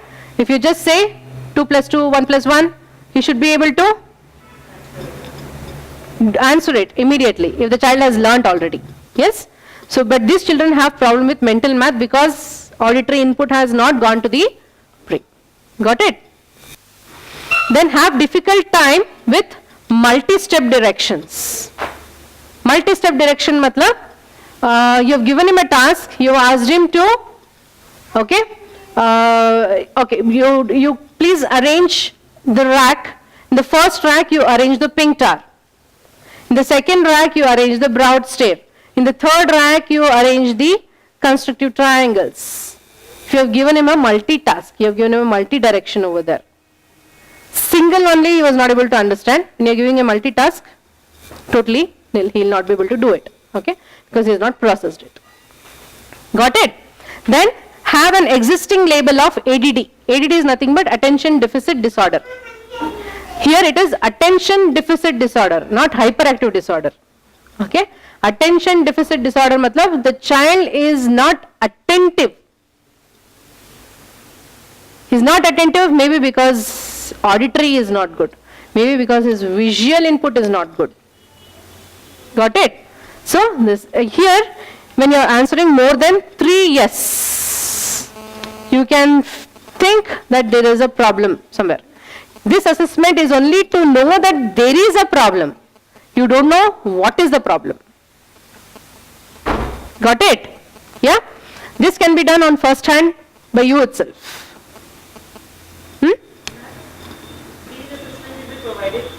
Yeah, I'll send you. Next, cognitive. Here also you have few questions. You are asking the child, he is a daydreamer. Daydreamer always in his own world, in his own imagination, whatever you are telling, whatever you are teaching in the class, he is not listening to anything. He is in his own world. Okay, that's a daydreamer. Artistic, whether he is more artistic in nature. Here it's almost like it's a multiple intelligence wala. Multiple intelligence will be taken by madam, then you'll understand it much better. Musical. He enjoys, whether he enjoys lots of music. He is not interested in studies, he is not interested in writing, he is not interested in doing any artwork or drawing or anything, but he is interested in what? Music. Okay? Or whether he is emotional in nature. Whatever you say, immediately to yeah? Or whether he is very much bonded to his mother. So, emotional, where, what kind of emotion it is. So, that you are going to ask. Huh? Then often in a fantasy world, often in an imaginative world. Today, that Doraemon had come, they had been to that, what is that, dinosaur park. That often he is just in a fantasy world, imagining himself as Doraemon or imagining himself as Nobita or whatever it is. Yeah, in that fantasy world. Then, very smart, but the grades are poor. The child is very smart in all other things, but the grades are poor.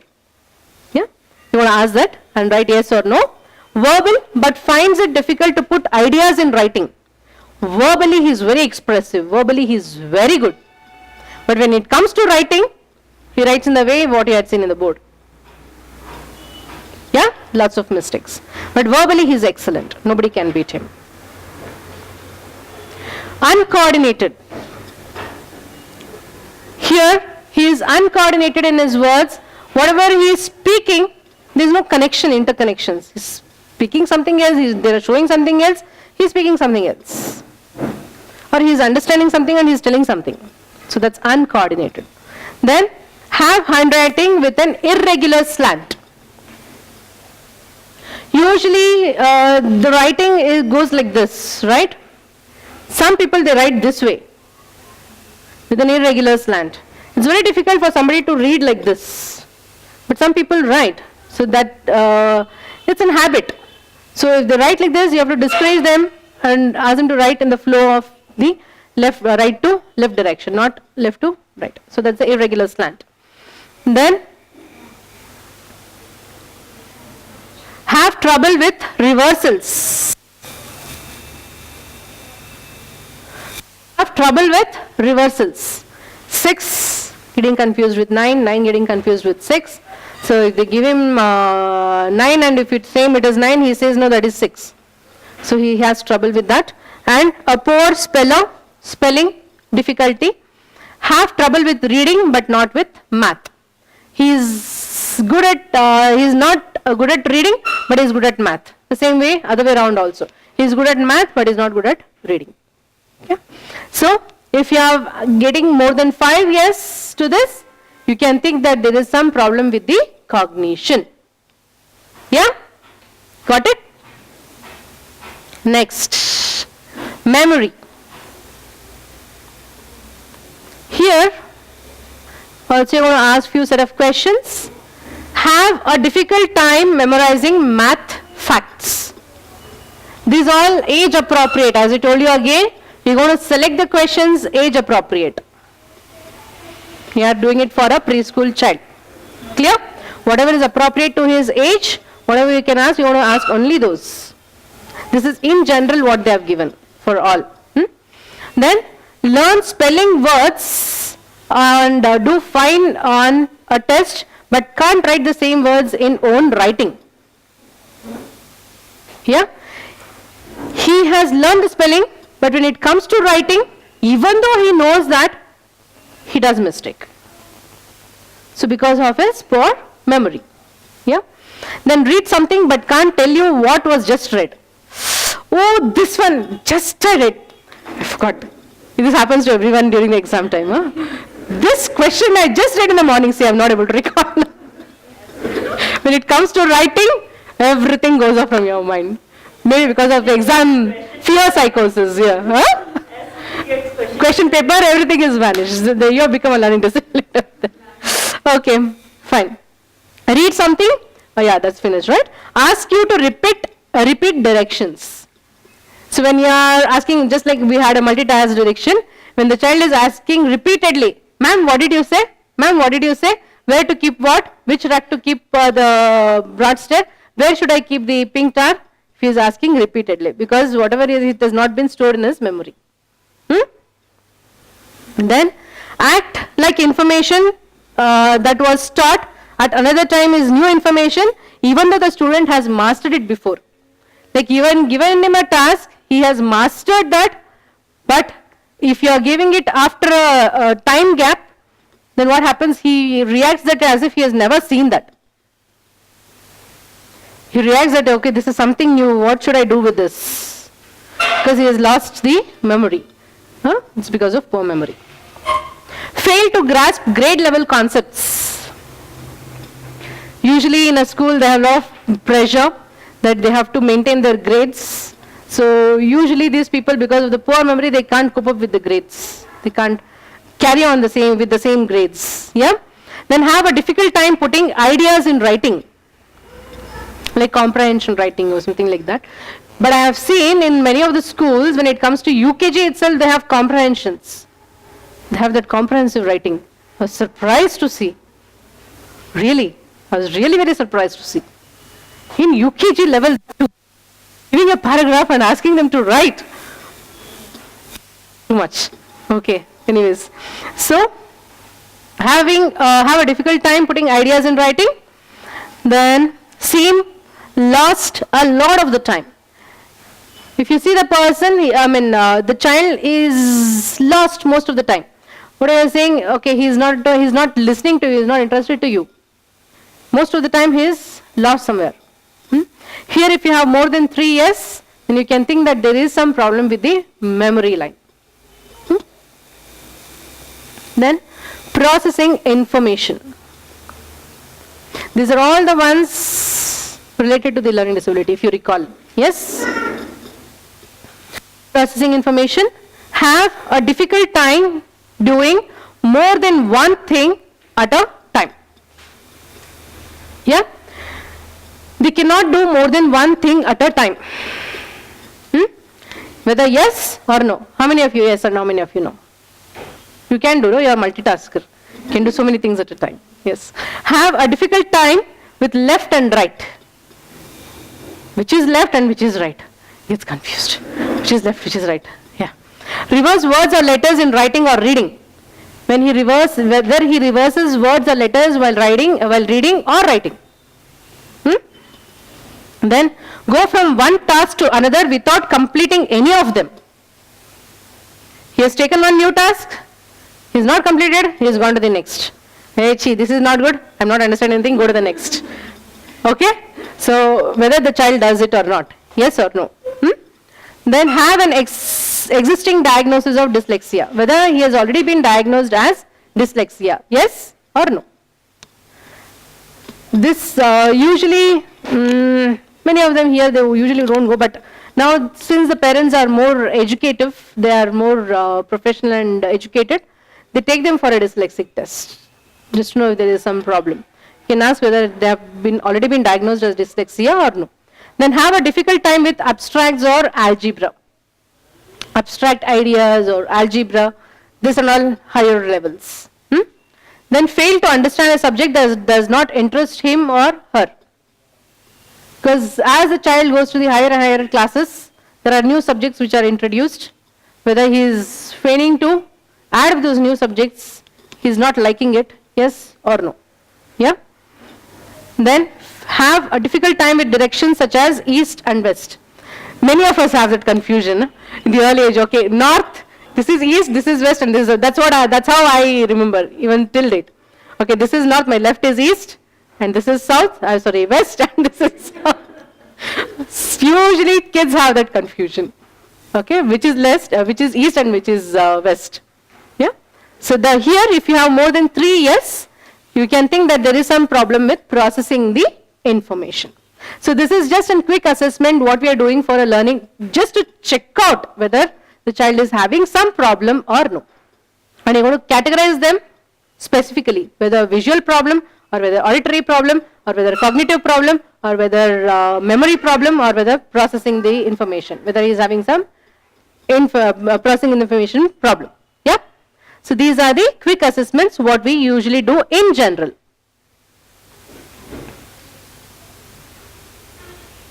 What's the time? Yeah, we'll carry on.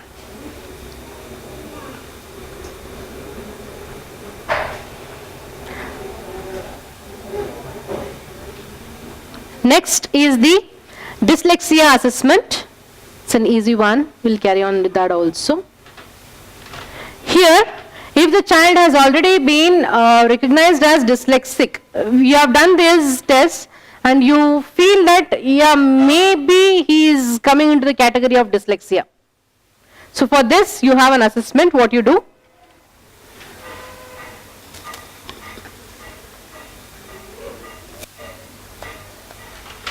Okay. And this test is just an assessment. Here you are not coming to a conclusion that he is a dyslexic child. You're not coming to a diagnosis that he is a dyslexic child. This is just to know, this gives just a strong indication that he might be dyslexic. Yeah? So what all you are going to give? You're going to give this and ask the child to print the alphabet below in lowercase letters. Print matlab write. Okay? If the child has learned ABCD, A to Z, you are asking him to write in the lowercase letters on this line. You give this worksheet to the child and ask him to write A to Z in small letters. Let it be cursive, let it be unjoined, whatever he is comfortable with, whatever he has learned. Ask him to write. A normal child will write correctly from A to Z. But usually a dyslexic child, maybe he has skipped a letter, maybe he has done reversals, D, ulta B, ulta C, ulta, yeah, everything ulta, ulta, ulta. And some letters are missing and the entire, maybe he is not able to complete the sequence of the alphabets. Yeah. So this you are going to give him. And the next, what you are going to ask him is circle all B's in this. You are going to have a set like this, which looks almost similar to B. For a dyslexic child, it's very difficult to separate the B from this group. Yeah? When you are asking him to circle all the B's, he might circle this properly. He'll circle this also, this also, this also, because the letters are moving around to him. He's just dancing and there are reversals for them. So he gets confused here, totally gets confused, lost there. Yeah? So he has to circle all B's. Then read the following words out loud. Simple 3-letter words. He has to read this out loud. Can you please read it for me? Dad, bad, bid, did, bid, dip, bed. Because I am able to see it properly, I am able to understand it properly, I am reading it. Yeah? There are some nonsense words also there, sense and nonsense words. I am reading it exactly how it has to be read. But a dyslexic child cannot read it properly. Yeah? Then read each word out loud and circle the words that rhyme. Here, you are going to give 2 sets like that, and each word you are going to read it out loud and circle the one which rhymes. So what rhymes here? Cut. Here, cut but. Yeah? Bun, sun, bud, tub, rut, cut, rut, nut, but. All those rhymes. But usually, if you remember in the morning session I told they have difficulty in rhyming words. They can't rhyme words properly. So they have difficult time in doing this. Then, I'm going to give one more. Circle each was or circle each saw. Anyhow, whatever you want to. You can have same sort of questions. You can frame it on your own also. Was, raw, saw, way, was, saw. He has to circle all the was here. So this is the was. This is the was. This is also a was. Yes? No? Okay. So usually a learning disabled child will have problem in doing this. Because they have that reversals. Was they interpret as saw.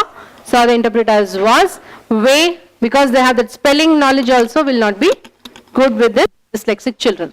Got it? Yeah. So this is how, just few sets of questions how you assess a dyslexic child. Similar way, a dyscalculic child.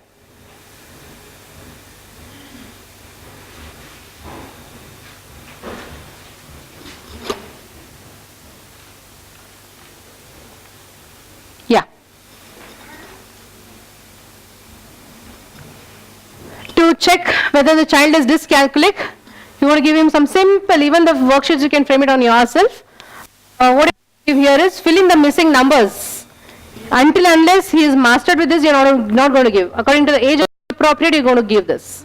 You can have 1, 2, 3, 4 in the sequence, however it's comfortable. Yeah? 3, 6, 9, 12. So this, until unless he is having good memory, good calculative mind, and good visual and auditory input, he will not be able to do it. Math calculations also, he will not be able to do it. Yeah? Next. Match. So, What are you going to give? Here is just going to give a table like this. He has to match. In this line, where is a 6? He has to match this 6 with this one. Where is the 6 here? So usually matches with this. Because for him, this looks as 6. 8, he has to match where is 8. 9, he has to match where is 9. 3, he has to match where is 3. Yeah? Then count backward from 20 and then forward to 40. If he knows the numbers, 20 to backward counting, 20, 19, 18, 17, 16, 15, yeah? And from 20, he's going to count forward to 50, 21, 22, 23, 24, yeah? You're going to give this activity to him. Then again, here also, you're going to give them a match. So 6, he has to match where is exactly the 6. Just ask him to draw a line. Yeah? For us, it's very easy. For those children, it will be difficult. Then how many hours are in a day? You're going to ask the question. How many hours? How long would you take to brush your teeth? 3 hours, 3 minutes, 3 seconds. So here they should have the time concept. They should understand the time concept before you give. How long would a new pencil be? Here they should have that measurement concept. Feet, 12 feet or 12 inches or 12 meters. They should know what do you mean by inches, what do you mean by meters, what do you mean by feet, yeah, what do you mean by centimeters. Then, playing numbers on the lines below. 6, he has to copy exactly the same, the first, 12, 9, 6, 9, 21. Yeah, he has to copy. Usually, copying is also not proper if there is a dyscalculic child. Now, what do you want to do after this activity? After he copies, add 3 to each number. After that, this is the next one. He is given the first number there as 7. He has to add 3 to the number and then write. So what? After 7 plus 3 is 10. So he should write after 7, following 7 he has to write as, because he has to add 3 to each number. After 6? 9. After 9? 12. Correct, huh? Okay. 8. So, 7. His calculation is correct. Mean you are all dyscalculic children. Got it? Yeah. Now, subtract 2 from each answer from above. Whatever answer you have got, the first answer was 10. You have to subtract 2 from that 10. How much is 10 minus 2? 8. So how much is 9 minus 2? So that way he has to write again. Yeah? Circle all 6 in this or circle all 9. Whatever. He has to circle only the 6 or only the 9, whatever you have given to him. He finds it difficult to do it. Yeah? This is for the dyscalculia. Any doubts? Both? So we had a quick check on learning disability assessment as well as dyslexia assessment and dyscalculia assessment.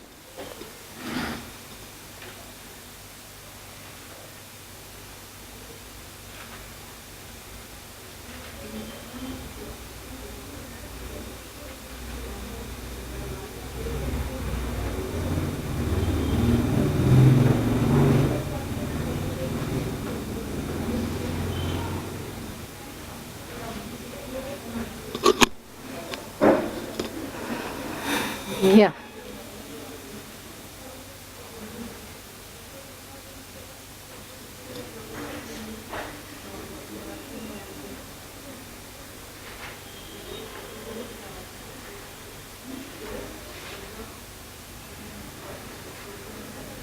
Now coming to the management.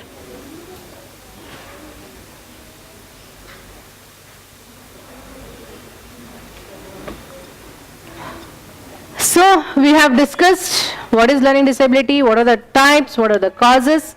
We have checked the assessment also, and how do you manage these children now? You have a dyslexic child or you have a learning disabled child. So how would you manage them in a classroom setup or in general? So management of learning disability. first and the foremost thing is an healthy lifestyle habit. Yeah, the child should have a healthy lifestyle, like proper sleep, proper food, nutritive food, balanced diet. Yeah, so proper play. The child should have an opportunity to play. So you have to give him a healthy lifestyle, first and the foremost. Then, as you know, all the learning disabled children are different from each other. You can't take them in a classroom, and generally you can't frame a syllabus or a curriculum plan in general for all the learning disabled child, because no two person is the same, no two learning disabled child is the same. He might be good at one, the other might be bad at one, or he might be good at one. Whatever he is good at, he might not be good at that. So what you're going to do is an individualized education plan. That is called as IEP. For each and every person, you're going to sit and frame the planning. Just like the lesson plan, what you frame, for each and every person, you're going to have that individualized education plan. Then you have something called as multisensory teaching method. What is this multisensory teaching method? So I'll show you some few videos also regarding that. So what does this mean? Usually all our five senses plays a very important role in understanding something, in learning something. Yeah. Here the child, since he is not able to only grab the auditory and the visual input, you have to use the other senses also. What are the senses? Touch, feel. Yeah. So you have to use this sense also, the multisensory approach. The multisensory approach involves not only the writing or not only just giving the lecture how you give. So you are using other modalities. Just like the doctor, he used that matching things. He used the touch sense there. That is nothing but the VAK modality. That is, I'm showing it here. Hi, my name is Jennifer, and this video is a demonstration of a technique that I use with my dyslexic son to help him learn his spelling words. The technique is based off of a visual conceptual method, and this means that the student is learning the entire word while also having a picture clue that helps them recognize the word and retain the word as well. So today I'm going to demonstrate the technique using some very simple words, but at the end I will post some harder words so that you can see how the technique would apply to. She is teaching the spelling technique. Okay. Here she is using the modalities. She is using the different concepts. She is using it in a different way. She is using the color concept. Okay. She is using phonically. She is teaching her the child. Okay. And she is using pictures here. So we'll see what difference it makes. You can adopt this and you can have your own imagination and you can frame your own pictures in case if there is a child in your class who is having difficulty in spelling things, spelling words. Yeah?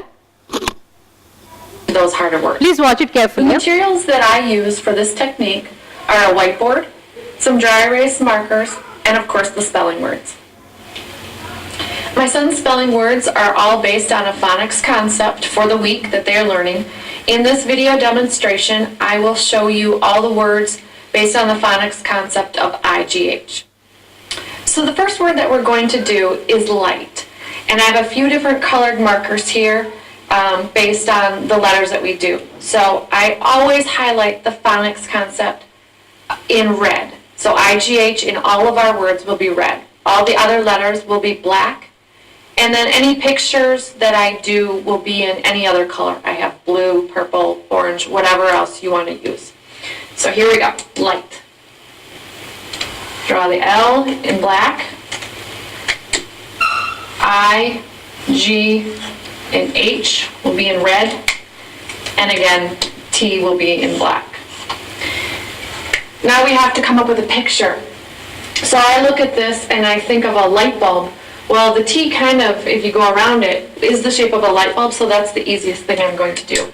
I'm just going to draw a light bulb right around it.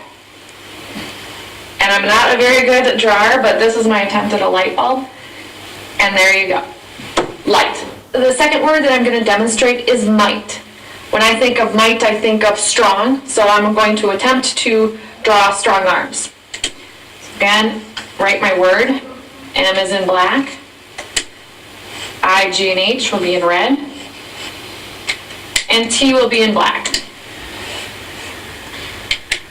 And since there's no real good way within the word that I can see to do strong arms, I'm just going to tack it on to the end.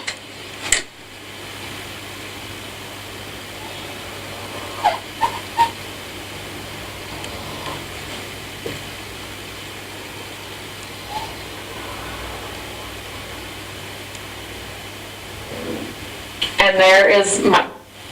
Okay, the next word is going to be night. So again, same thing we do. N in black, I, G, H in red, and T in black.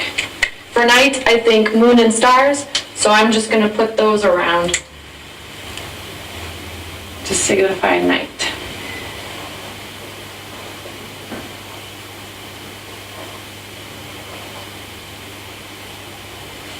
Night.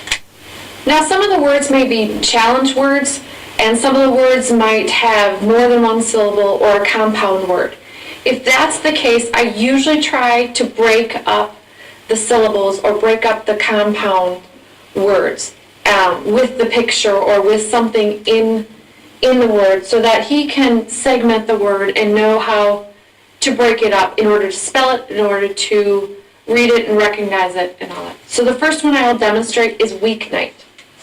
Again, I'm just going to write it like this, and then when we draw the picture, we're going to segment it that way.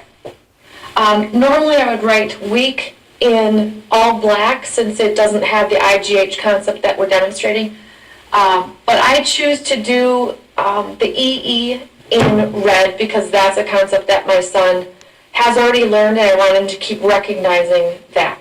So I will do the E and E in red so he can recognize that. And then the N in black, the IGH, of course, in red, and the T in black. Now, I've already done night over here, so I am not going to change this. I'm going to use the same symbols here and here, so that's consistent and he can recognize that anywhere. But for week, I think of a calendar, so I'm going to break up right in between week and night and make a little calendar around it.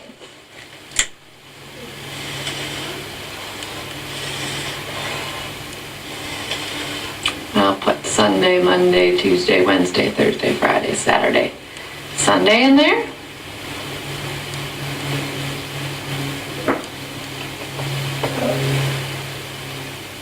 Okay, so I've made the calendar for week, and then night, as I said, we're going to keep the same symbols there to keep it consistent, not to confuse. So that's how we would break up weeknight, so that segmenting and keep the picture that we've already done. Now another example of a more challenging word that they might have in this would be lightning. So we're going to write our word out.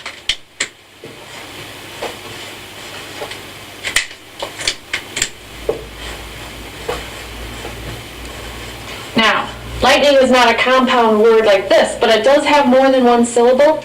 So what I do is I will take, when think of lightning bolt, I am going to take the lightning bolt and make it segment where it should after light. That way he knows L-I-G-H spells light, N-I-N-G is the ending. And it seems to work really well for him. So I'll show you one more. And sometimes you have to get really creative. If I can't think of what it means, I will go and search clip art or search the internet for images that, one, I could draw myself, and two, that my son would recognize. If that still doesn't work, I just ask him, what do you think of when you think of the word high? And this is one we struggled with because I wasn't sure how to draw high. So he said high-dye. So this is what we did for high. Wrote out the word.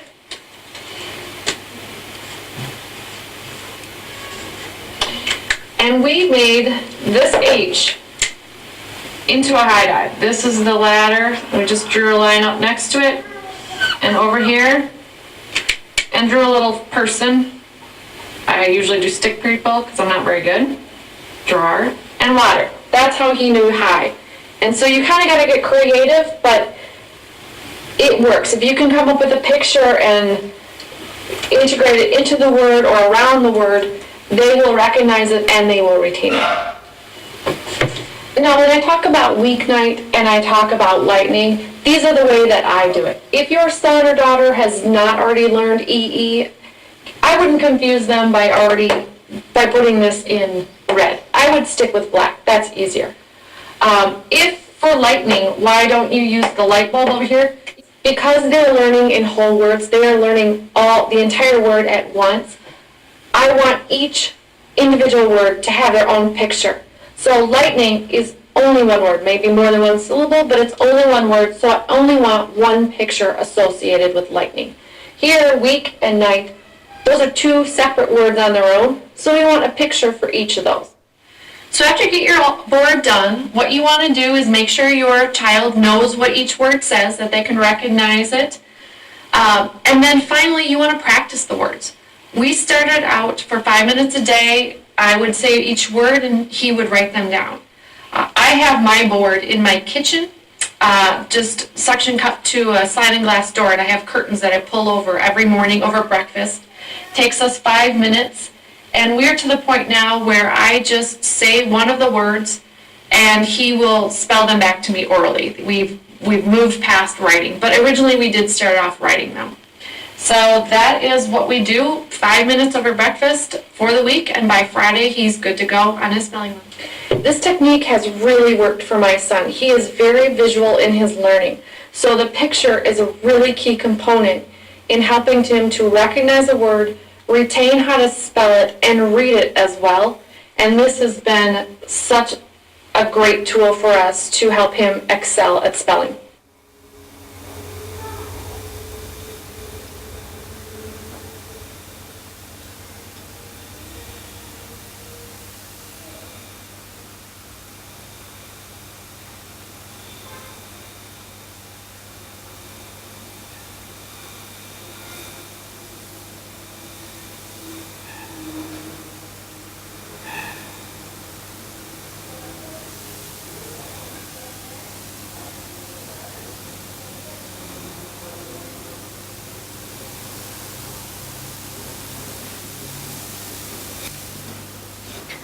Good. So what did you understand by this?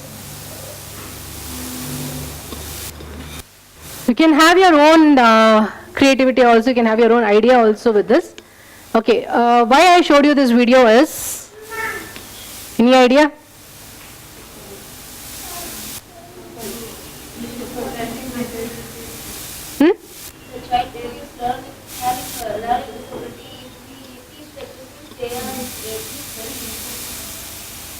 Here, there were 2 or 3 concepts. One was the color concept.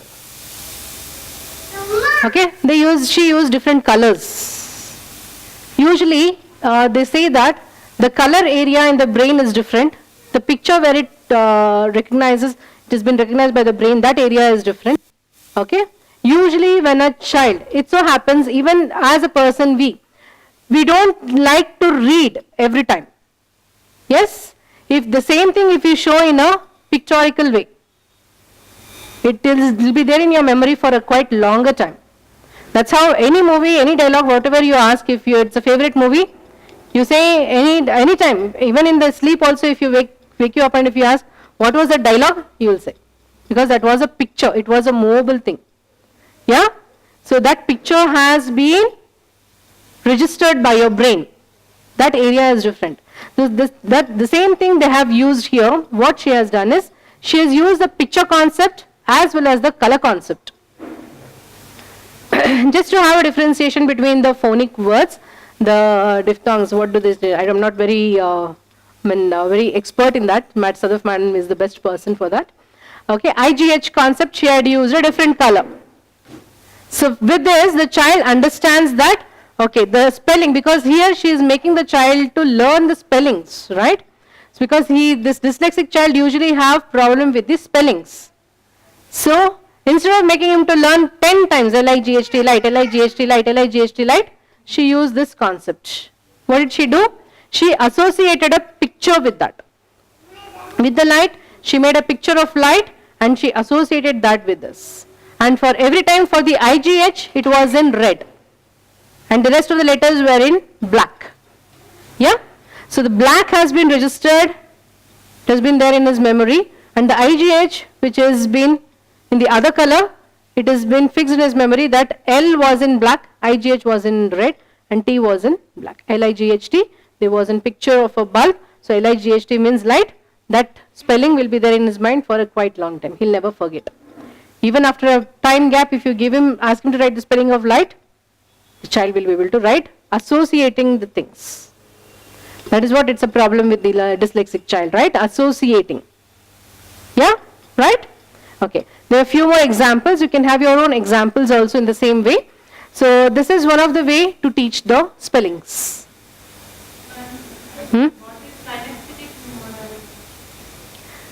Kinesthetic modality.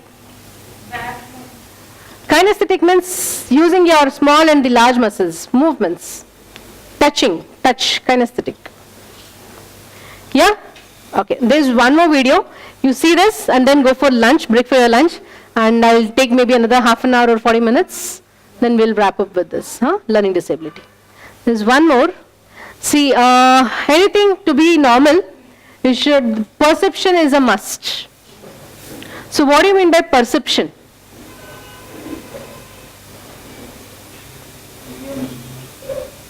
Perception. Perception is nothing but literally a mixture of all the senses.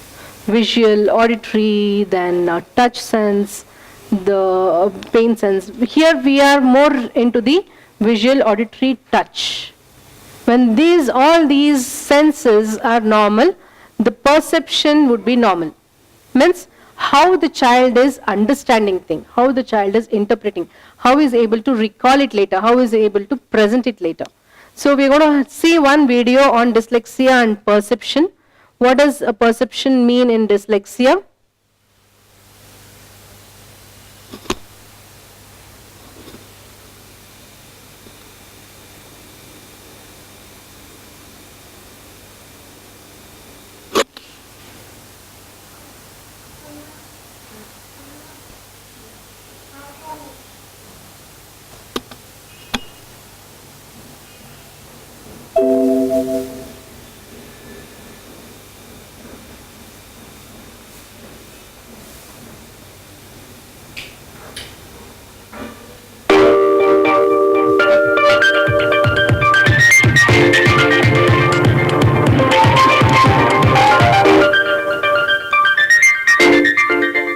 It is common knowledge today that people mainly think on two levels, verbally in words and non-verbally mainly in pictures.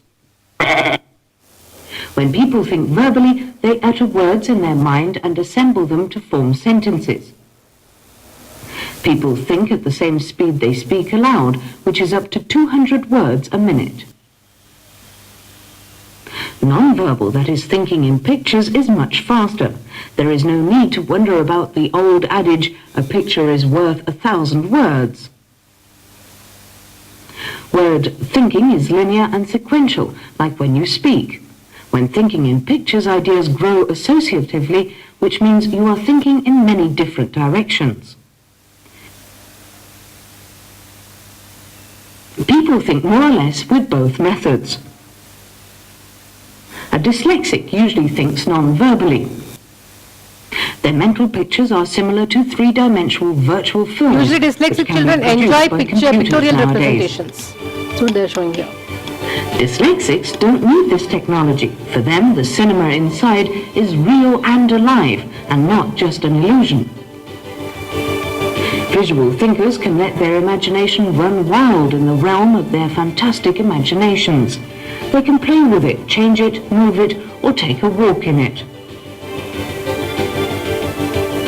And this is where you can find the great talent of dyslexics. They can experience their imagination as reality.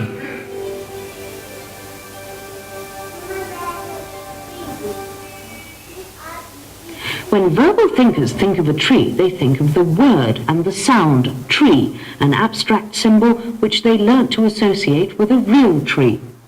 Dyslexics, however, imagine a real living tree. They can look at it from all sides and perceive it in its entirety. Of course, this picture thinking conveys much more than the word tree the verbal thinkers think.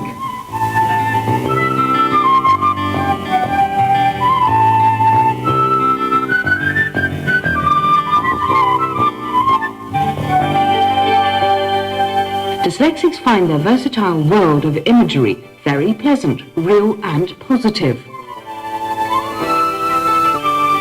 But when dealing with two-dimensional written language, only one aspect of this multi-dimensional thinking actually corresponds to reality.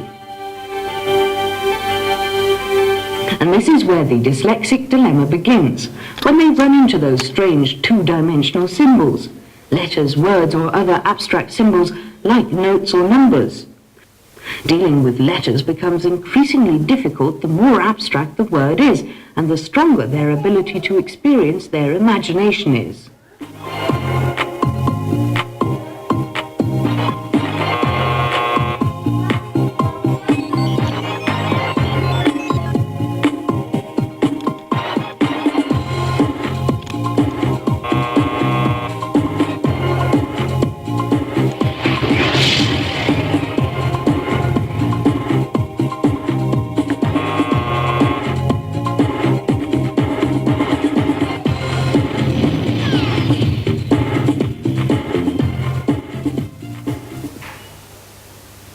Because a dyslexic is not able to match a symbol of an abstract word like put, is, or was with a mental image, he gets confused about the blank picture.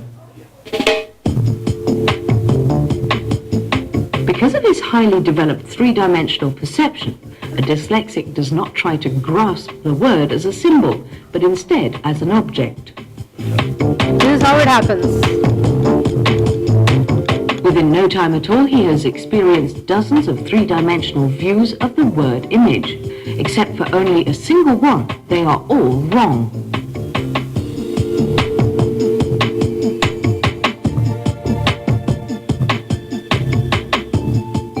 The result? The dyslexic is even more confused because imagination no longer corresponds to reality. His imagination perceives something his eyes don't.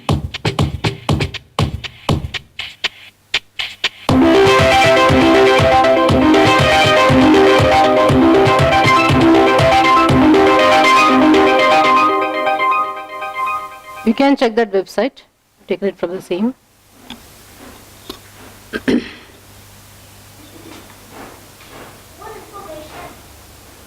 Where is that mouse gone? Okay. Anyways. So what did you understand by this? Pictorial representations, pictorial concept. So even an early childhood, normal child also, they enjoy pictorial, but for a dyslexic it's always best if you use only the pictorial representations, and should not be, the content should not be too much. If it is elaborated, he is never going to learn anything. Okay? And they are more imaginative, as you have seen in this video, right? We've been discussing even in the morning also. Give them the things which they are interested in, which they can, where they can put their imagination, whatever field they are interested in. Okay? In the afternoon session, we are going to check the different ways and the other management, what we can do. Spelling and the things, okay, reading or math, what best, how we can help them. Can break for your lunch now.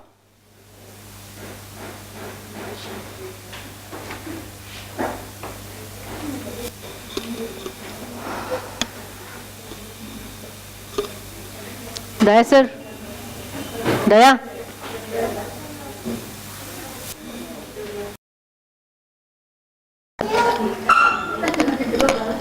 Okay, all of you are back. Yeah? Had nice lunch. Ready to sleep? Yeah? No? Okay. So in the morning session we have discussed about the learning disability. Hopefully you are clear about it. So if anybody, if you come across somebody, maybe you could recall some points and you can identify whether there is any problem or not. Yes or no? Yes, okay. So we were discussing about the management of learning disability. In that we saw the spelling technique video, and these are the general management what we can do for a learning disabled child. So apart from this, in general, what you can do is encourage all children to play and learn together and share responsibilities. These are just the vague management. What you have to do is you have to encourage them to play.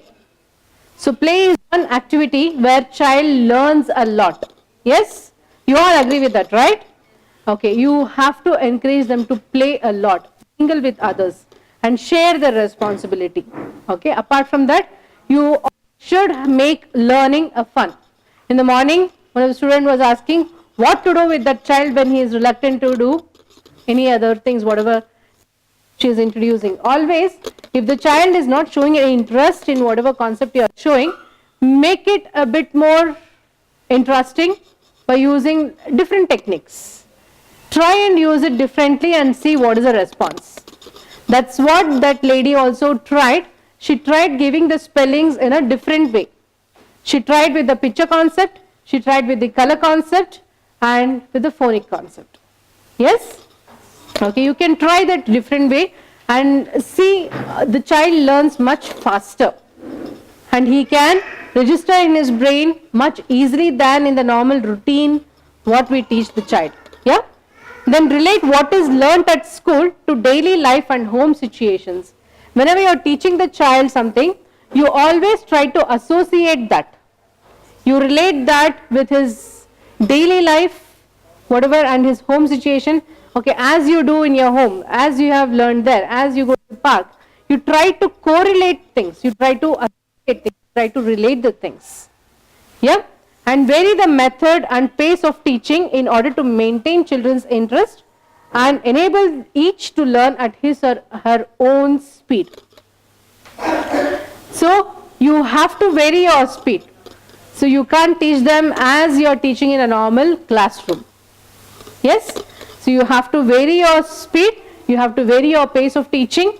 In case if there is a child with a learning disability, you try to just keep him aside, sit him just next to you and give a little more time after you are done with the all other students.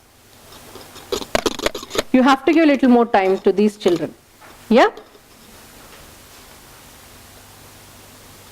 You have to use simple, clear and consistent language. To use very simple instructions, very clear instructions and the consistent language, here it means that whatever he is comfortable with, whichever language, if you know that language. So try to speak, try to be comfortable in speaking that. Okay? Then be aware of no verbal communication, body language, sorry, it's not no verbal, non-verbal communication, body language, tone of voice, facial expression, etc. So whenever you are teaching, you should be very much aware that the way you are teaching, your expression, everything matters a lot. So if you show the frustration, the child is going to lose the interest. Yes? Okay. So your body language also matters a lot because these children repeatedly will ask you. They can't understand, they can't, as you have seen since morning, they can't follow the instructions what you are giving. So if you show your frustration, if you show your body language, oh, how much of a time I am telling this child is not understanding. If you do it in front of him, he is further going to get frustrated. Yeah? So you have to control on that. Then make learning disabled child sit always nearer to the teacher. So this is very much important. If you find that the child needs help, you always see to that. Don't make him sit in the last bench or anywhere. You have to make him sit just next to you so that you keep observing the child, what he is doing. You keep making a note whether he is doing his job, whether he is writing properly, whether he is doing the coloring activity properly. Got it? So always just make him sit next to you as you are doing it for a hyperactive child. Clear? Okay. Now I am going to show you some, give you some tips where you can improve their reading techniques, writing techniques, math techniques. Okay, these are some of the tips you can keep in your mind. So first and foremost, as you saw there, using the picture concept, the color concept, here some of the reading tips, what you can make it different for these people. Okay, what you are going to do is you are going to highlight the reading material by a marker, placing a plastic sheet over the material. If the child is having difficulty in reading, so and for all the dyslexic child, see to that you don't give them a writing where the letter is small. The font size should be more. Okay, so when the child has to follow one line, what you are going to do is you are going to highlight that reading line, the line which he has to read. Okay, maybe you can keep a plastic paper over that and highlight it, or you get a highlighter, you have that, right? So you get a highlighter, just highlight it, the sentence which he has to read by a marker. Then give a book with larger print followed by a smaller one. Always try to give a book with a larger print, and for a dyslexic child, always, even for the preschool children, usually it will be pictorial represented with large font. They make it so the child understands, so the child will be able to read, and the pictures they give so that he can correlate that with the reading. Yeah, okay, same thing you are going to apply here also, and here you are going to give a book with a larger print initially. When he is comfortable with that, then you are going to give a smaller one. Yeah, then use flashcards as much as possible if the child is not remembering the simple words. Always, whenever you are giving a word, just don't write or just don't say the word. You show him a flashcard for that. Yeah, if you want to show the word bird, so you can show a picture of a bird. So always whenever the word bird comes, show the picture of flashcard, then he'll understand, okay, bird, if they're showing, I have to write B-A-R-D, bird. So that's a bird. For each and everything, you can make a flashcard and show it him. Simple words at least. Yeah. Then highlight all the sight words using a yellow marker. The color is left to you. Whatever color you want, you can choose. But the child should know that for the sight words, you are using marker.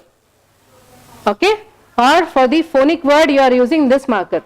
Or for the consonant, if you want to use a separate marker, and the vowel you want to use a separate marker, you can do as it is comfortable, but the child should be aware of it. Every time. Every time, until unless the child learns it. Because it takes a longer time to learn. Okay?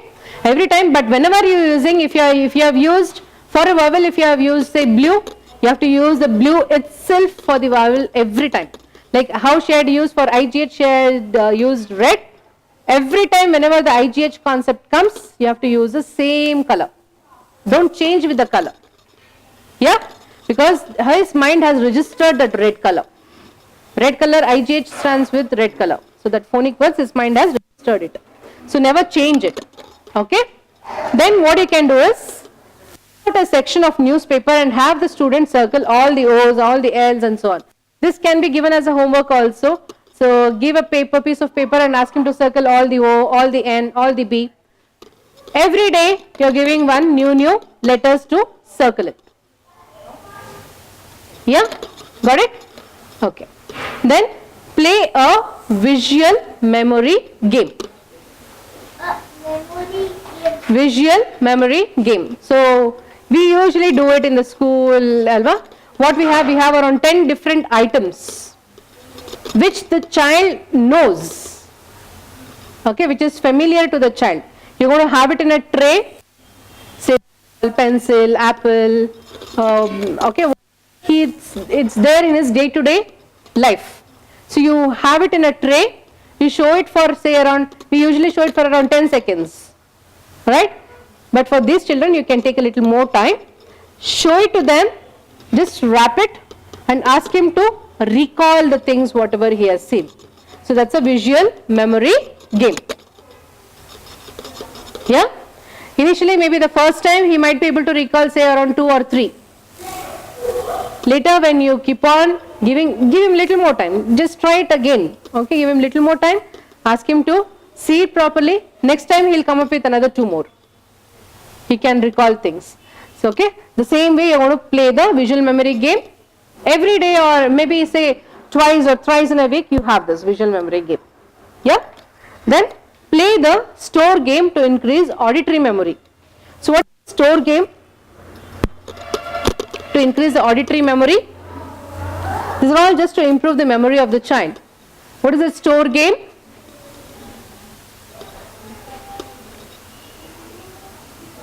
Like you can have a store.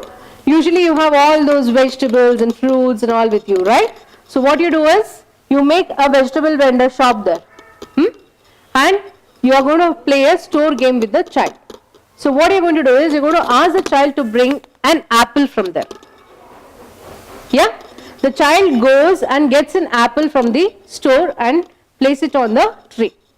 Now you ask the child, you have an apple here, okay, you should have lots there. You bring an apple with an orange. He has to bring apple as well as orange. He will go and get that apple as well as orange. Now, apple, orange, banana. He has to bring apple, orange, banana. This is an auditory game, okay? So he has to remember all the ones what you are asking him to bring. Now ask him to bring apple, orange, banana, capsicum. So before you place that, the child should know what it is what. Okay? So the same way you go to progress every day. Yeah? So this is going to improve his auditory memory. Then make the child touch and read the letters prepared on a tile. This is the normal way as we use the sandpaper letters. So you can have a big tile. So in that you place a letter, or you even draw a letter, you paint a letter, or you even stick a letter, or you get a tile with a letter itself. Okay? Or you have to use the touch sensation. Ask the child to touch that, feel that, and read that letter what it is on the tile. Similar way as we do it for the sandpaper. Touch and feel gives a lot of impact. Touch, feel and read, touch, feel and read gives a lot of impact to a dyslexic child. So these are all the different ways how you can enhance their reading skills and the memory skills. So now coming to the math tip. Mathematics. How you can improve his mathematics skills. So what you can do is teach the concept of math using very simple workbooks initially. Initially you get very simple workbooks. So usually you have that language based math books, right? Long, short, yeah? Then small, big, which is more or less. So you have to use all simple math workbooks for the dyslexic child. Once he is mastering in that only, you're going to go to the next concept. Yeah? Then have the child use color pencils to do maths. Instead of just using a normal pencil, ask him to use color pencils to do math activities.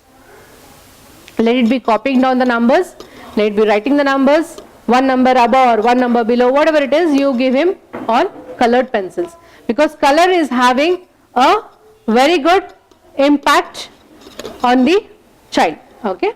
Then break the math facts into 3s, 4s or 5s, etc. Do one set at a time. 3s, 4s and 5s matlab don't hurry up, don't give all the sum of problems at one go. You give him breaks, you give him time so that he understands that. For example, if you are with the addition concept, give him lots of time to understand that addition concept. Even that symbol, maybe that symbol you can put in a different color. Into you put in a different color. So this child, it is that whenever he learns the plus, he recalls that plus was in red color. So this is in the similar fashion. So that red was with for addition. So he correlates that way and he finds the answer to that problem. Okay? And usually dyslexic child, have their own, they make their own imaginative thing. For example, for B, okay? If he does not understand this B has to be this way, right? So if the child is having a problem, what he imagines is this. If I keep my finger this way, this is letter B. Yeah? If I keep my finger this way, this is letter D. This is D, this is B. Okay, B, D. When it comes here, comes B, this becomes D. They have their own things. So they, whatever he is imagining, like, even for the color, they just try something, even to recognize, like, say, sight words. Okay, IGH or whatever, CH.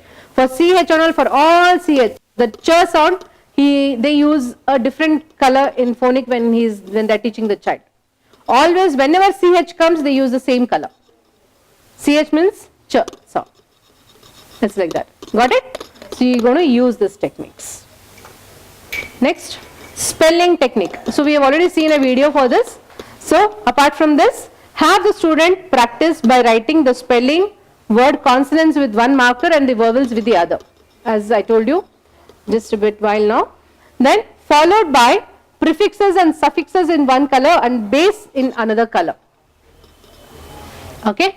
Prefix in one and suffix in one. Yeah? So prefix, for example, what you can give the best example?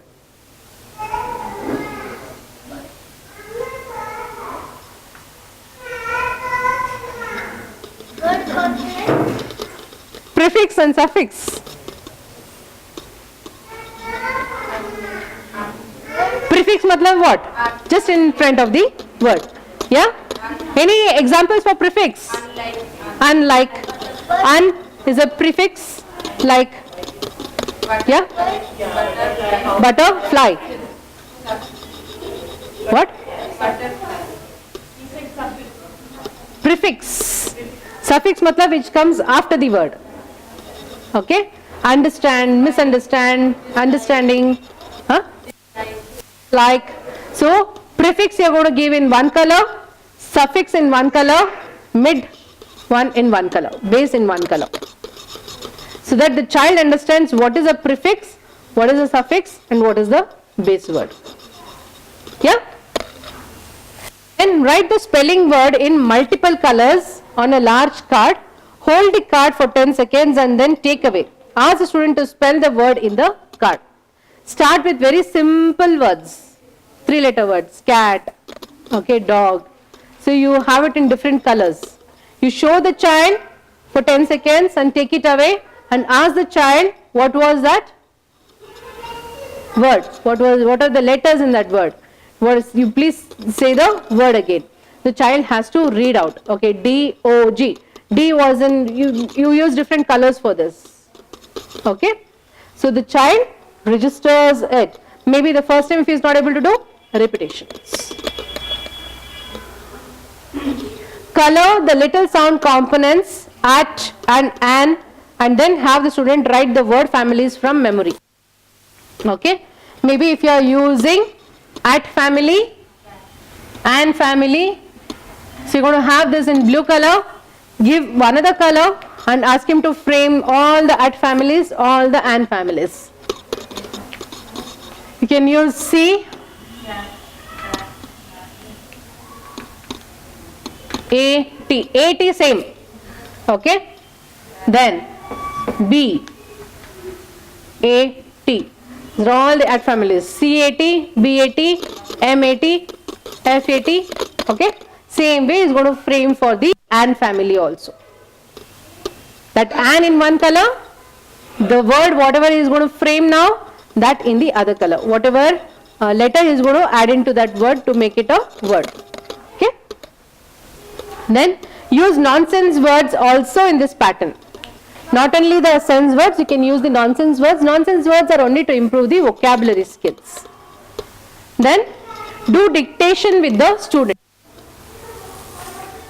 What you can do is always let him carry the color pencils, the color ones, give him the dictation very often. But if you have given 10 words, don't give all the 10 words at a time. You break it up and then give. Give 5 words now and then give 5 words later. You ask him to read that properly and then give with breaks.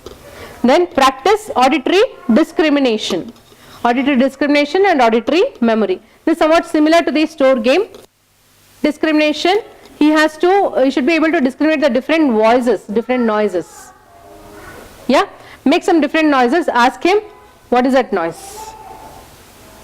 Yeah, that is auditory discrimination. Auditory memory, the same way. Okay, so that usually when we also play a game, no, that gossip game.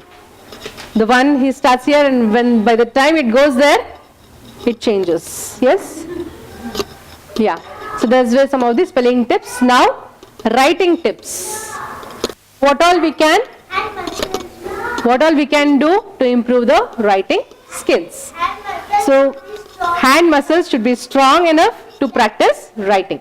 So, before you start off with writing, any preschool child, their hand muscles should be strong enough. So, what you do, you give lots of play activities, play with the dough or the clay, okay, the sand activity. You want to give all those before they start up the writing. Yeah.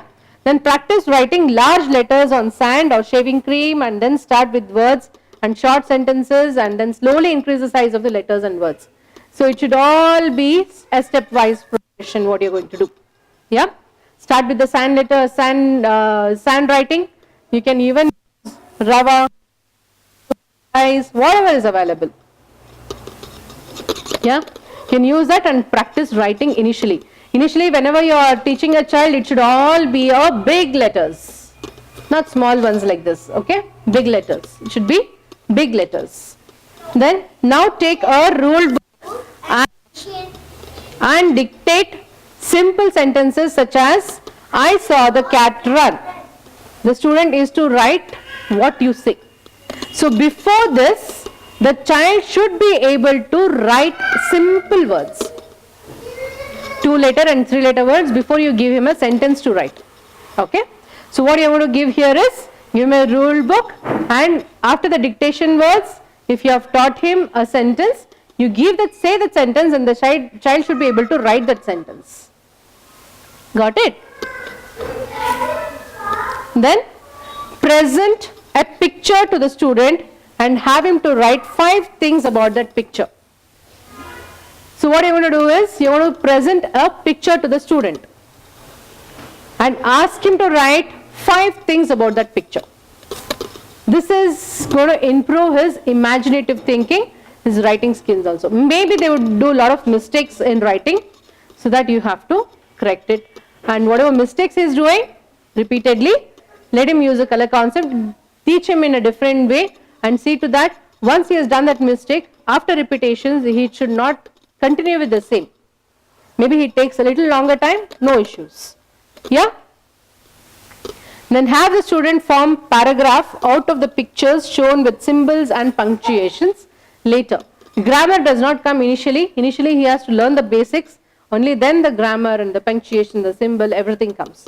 So once he has learned this, then go with the symbols and the punctuations and the grammar. Yeah? So these are some of the ways how we can help the child to improve his reading skills, writing skills, spelling skills and math skills. Got it? Okay. Any doubts whatsoever we have done today? You're all okay with it? Thank you. It's a nice one, right? Okay. So any doubts? You can ask me. Any doubts? Any doubts? You all clear? This much if you know about learning disability, it's more than enough. About dyslexia, about learning disability. So you can definitely be a helping hand for the person who is in need. Okay. So thank you a lot. Thanks a lot. Any doubts you can ask me. Anybody? Next class I will be having doubts, madam.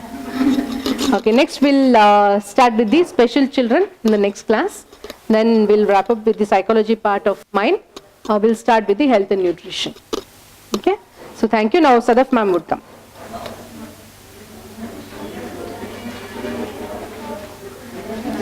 Daya sir.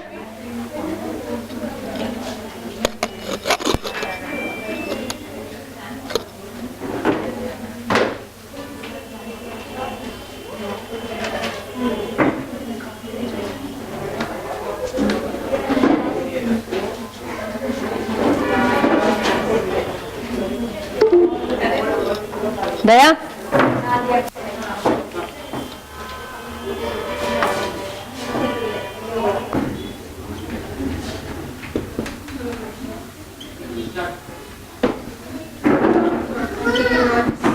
Okay, so I see 2 chairs missing. Okay, so all eyes here, ready? All right, so what are we going to do before we actually start the practical works is registration forms of Montessori and nursery. Now, how many of you have taken only single course? Single course means advanced diploma in Montessori education or advanced diploma in nursery education. ECC तो अलग बात है altogether. Oh, Jayrani.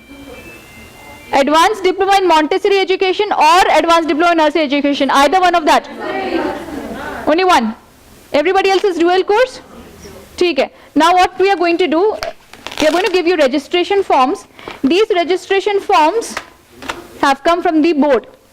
Fine. You'll have to fill it up and then we send it to the board. Fine. These are the names of the students who will be attempting this year to write the examination. Now, in case you have taken 2 courses, you have to take 2 registration forms. Okay? एक attendance register है इन लोगों का, कहीं तो है, वरना you'll have to write the names who we are giving to. एक paper में ये देखो यहाँ रफ पेपर है ना, इसी में लिख लीजिए. Write the names of the students who are giving to, because a lot of absentees I can see here, खाली seats, so उनको बाकी का देना पड़ेगा. Fine. So, Jayrani, you'll take 1. Rest all you take 2. Pass it on. Take 2. Pass it on. All right. This is the registration form. I'm giving to all. You complete and give it to me. I'll tell you how to complete it. Please don't make mistakes in this. Point number 1, blue pen only. Blue ink, which is not water soluble, indelible ink. Point number 2, all in caps. Point number 3, no mistakes at all. Your teachers, I don't want strikes also, I don't want whitener. If you put whitener, the government does not accept those forms. सोच समझ के आहिस्ता लिखेगा, no jaldi. Okay, write very deliberately, very slowly, but clearly. Clarity should be there. No blackings. ठीक है ना? So take 2 forms all except for Jaya. She'll take 1 form and pass it on. These are called as registration forms. You are registering yourself for the examination. Then there will be something called as examination forms. We do have it with us in person right now, but we are not distributing. The reason being, all these students who have completed their fee due, they will be given the examination forms. Examination forms form the, the crux of getting into the examination. There are 2 things. One is the fee remittance, completely cleared. Second thing is the attendance. From the day you have started, don't say कि ma'am मैं जून से नहीं आई हूँ, मैं केवल ये वर्ष से आई हूँ, ये 2-3 महीने से. Whenever you started coming, from that day till now, till date, we will be counting the e-attendance. Today being the last day of e-attendance for this month. These 2 eligibility criteria, अगर आपका complete है, will give you the examination forms. Okay? Now, what do we start writing? Everybody has one? Thank you. All right, the first one. Thank you. All capital letters, remember, till the end. Name of the BSS center. All caps, Preschool Teachers Training Institute. I'll put it down and then copy it down. Indian scenario, we are very good at copying, no? चाहे exam हो या कुछ भी हो. First one. Preschool Teachers. Daya sir, I want this ink filled. Teachers Training Institute.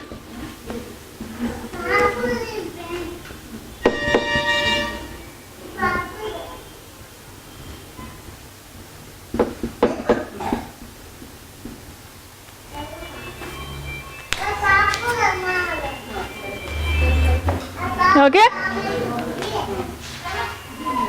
कोई नहीं. Alright, that's the first one. Preschool Teachers Training Institute. यार सब बदला सवाल मत करो. देखो ना लेफ्ट राइट, अभी जो बोल रहे हैं लिखो जल्दी. I want it back right now. Okay. That's your first point. Second point, affiliation number. KAR 225. That's your second answer. Affiliation form number. Next one, place. Irrespective of wherever you stay, state or country, the examination happens here. So it is Bangalore. Don't write Bengaluru.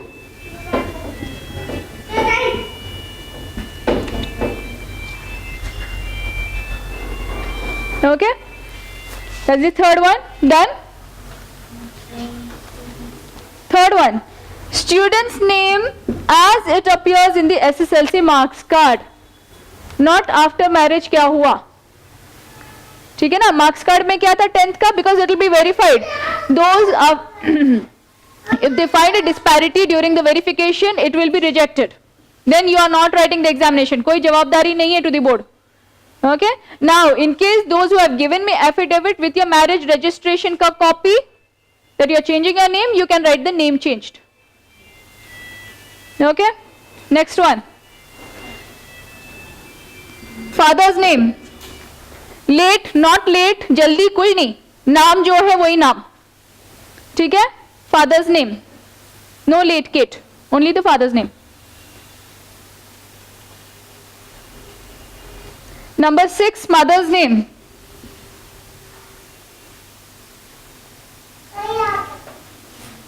Number 7, address. Address मतलब जो शाम को आप घर पहुंचते हो वो घर में जहां सोते हो वो एड्रेस चाहिए बस. We don't want to know temporary है, पर्सनल है, परमानेंट है, कहाँ है, कुछ नहीं. जो शाम में आप जाते हो जहां पे आपका पोस्ट आता रहेगा, टेलीफोन बिल्स आते हैं ना आपको, इलेक्ट्रिसिटी बिल्स आते हैं, वही वाला एड्रेस. अब सवाल मत पूछना. नंबर 7 हो गया. Name of the qualifying examination. Name of the qualifying examination मतलब इससे पहले आपने क्या किया है, 8th 10th PU diploma graduation. केवल टिक, एक टिक, उसी के ऊपर टिक डालना है. Which examination are you eligible to write this advanced diploma in Montessori or nursery education? Year of passing, when did you pass that examination? The year of passing of that examination. अब मत पूछना ma'am, I don't remember which year I passed. कभी कभी थोड़ा दिमाग अपने लिए भी रखा करो. Don't be only personal amnesia. सबके लिए हूं. Alright? Tick the graduation and year of passing. When did you pass graduation? Not needed. Not needed. That's the only thing. Eligibility criteria. वो तो over है, add on है. Next, name of the school studied. Where did you study? The school, that means, since it's asking about school, not college, you're going to write the 10th standard school. ठीक है? Or equivalent, wherever you did, the school name.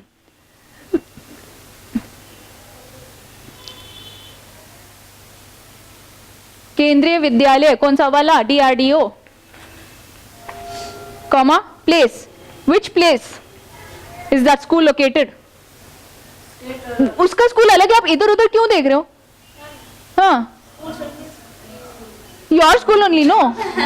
What you are thinking, no? That's not last eligibility tick किया आपने, वो अलग हो गया. School last studied is your 10th standard. State और place means आपका कहाँ है स्कूल? एक स्टेट में 2-3 केवी हो सकते हैं. नारायण है देखो हर रास्ते में है कि नहीं. So you have to write which place वाला, कहाँ पे वो सिचुएटेड है. ओए no discussions for this please. Shazi, you can't have doubt in this, yeah? It's your personal information. Huh?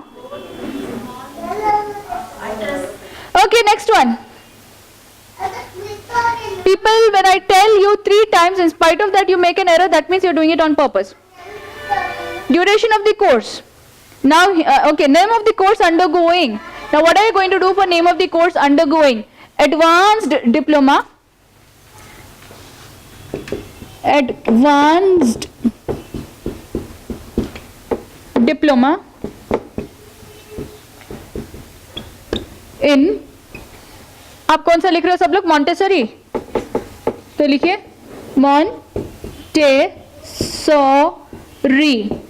education.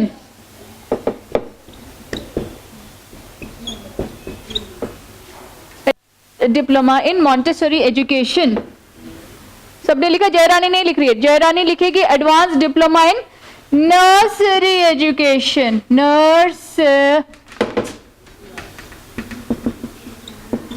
Nursery education. तो दूसरी पेपर में लिखोगे, दूसरा पन्ना जो I given you, one more पन्ना, उसमें लिखो name of the course advance diploma in nursery education. शश शश शश, ये गलत हो गया. You will not be eligible for the exam, please.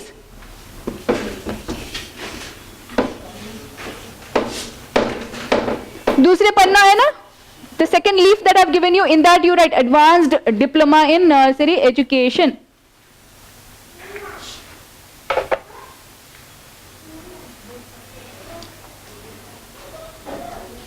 हाँ. Name of the school is graduation. नहीं नहीं, नेम ऑफ द स्कूल तो 10th का, 10th की स्कूल का नाम क्या था आपके? हो गया. Next one, duration of the course 1 year. ONEYEAR. Don't write 1 and YR. ONEYEAR, 1 year.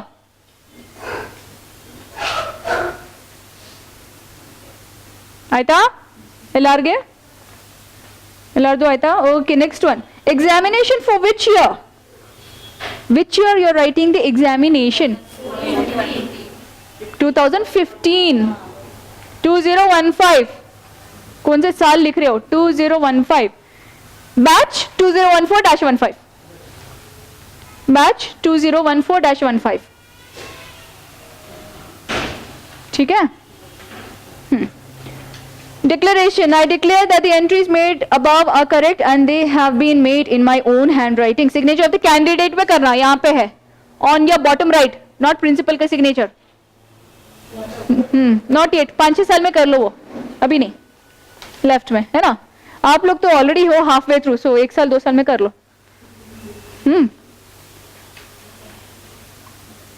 What is MMM? Full name लिखना. नहीं कोई बात नहीं, लिख लो. उसमें ऐसे ही होता है. ठीक है.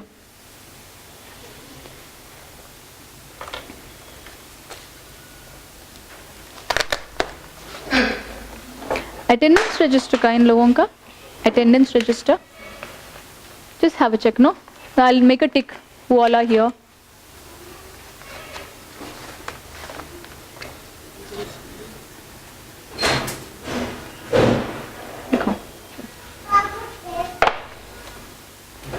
Okay, are we done? दोनों में या एक ही हुआ है? हाँ, सेम नंबर, सेम थिंग. हाँ, एक भी स्क्रैच नहीं होना है, एक भी व्हाइटनर नहीं. कितने पन्नों में क्या है?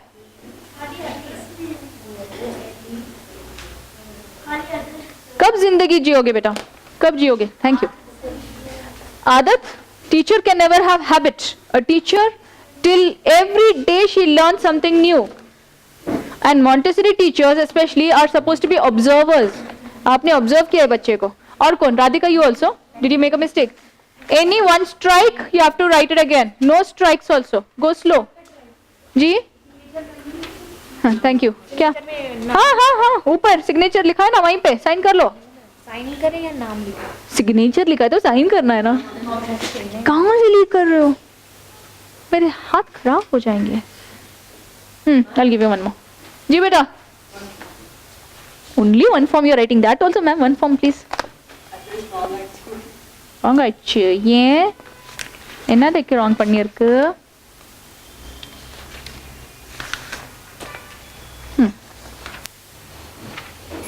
Anybody else? Not a single strike, please. One more. ठीक है. आपके पूरे फी क्लियर होने हैं, आपका अटेंडेंस कैलकुलेट होगा, फिर आपको एग्जामिनेशन फॉर्म दूंगी. ठीक है ना? एग्जामिनेशन फॉर्म्स रेडी है, आपको एग्जाम फॉर्म्स भरना है to send it to the board. The sooner we do it the better. Sorry? Is it girls school? So right, girls school. कुछ तो रहेगा नाम उसके आगे. No, something will be there along with that. Application number same. हाँ, सब कुछ same except for the course. जी. What is the name? What is the 10th standard school's name?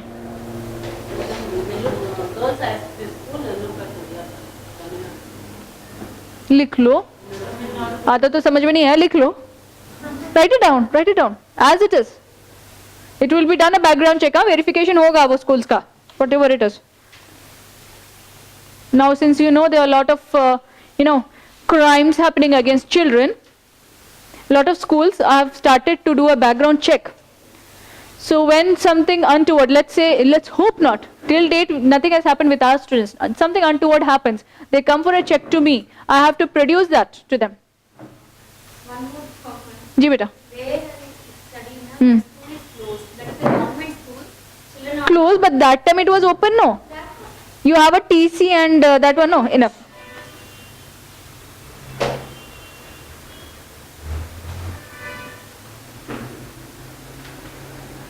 Done?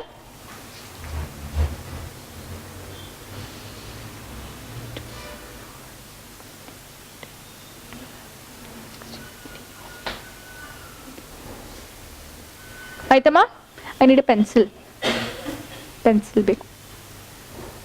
Pencil big. I need a pencil. No, not from you. Beta.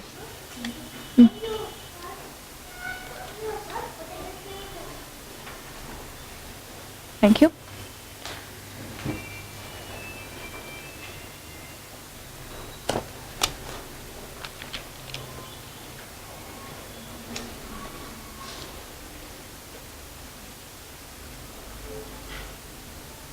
What's today's date? Last Sunday was 23rd, right?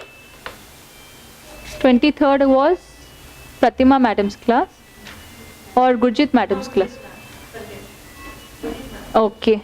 I actually need the attendance. यहाँ पे किसी ने डाला नहीं. Anuradha? Was she present on last Sunday? She was absent that day also? 29 आज. Okay. Lakshmi Sudha? Were you present on Sunday? Philomena nahi. Nagalakshmi, was she present? Tapatikar? She was present that time? Aparna Paira? Both the days? Anita D, was she present? Vinita D, both the days? Aruna Kumari, both days? Praveena S? Last Sunday she was present. Vardinani Swati, Tamarai Selvi? What is that? Somebody did something shushu shishi. Jayarani, were you present? Sunday? Sunday what class was it? Gurjit's. Okay. Shalini, was she present? Sunday? Anybody remembers? Was Shalini present last week? Shakira, was she present? Reshma George? Both the days? Mosmi? Both the days? Shukla? Present. Kusum Lata? Both the days? Praveena C? Both days? Very good. Radhika B? Mahananda? Vaidehi? Shazia? Buriti Joshna? Divyal? Deshal? Padmaja? Nishtha? Preeti? Nitya? Srividya?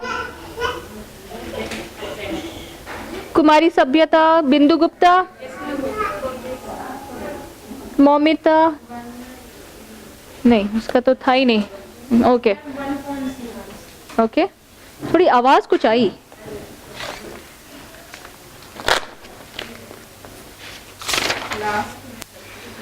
Everyone signed?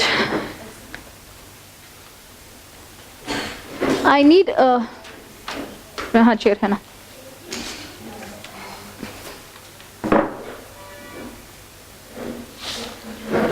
Okay, so जो registered है ठीक है उन लोगों को fine. Do we have a bowl or something? Bowl, कुछ भी है? Tray, डब्बा, कुछ भी? What? Are we done?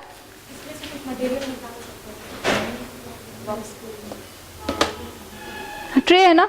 There are really tray they साको. Okay. कोई भी.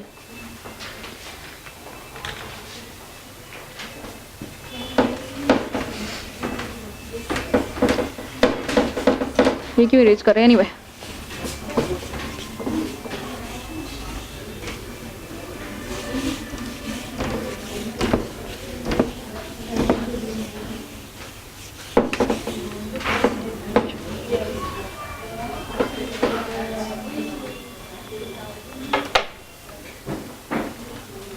Thank you. Saka. Sako.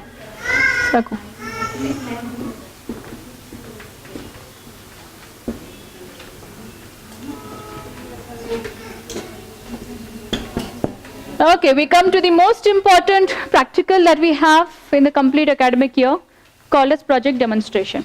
All right, listen carefully. Are you done with it? Everyone's finished? People are yet writing, so we'll wait for them. Until then, इसमें तैयार कर लेंगे हम.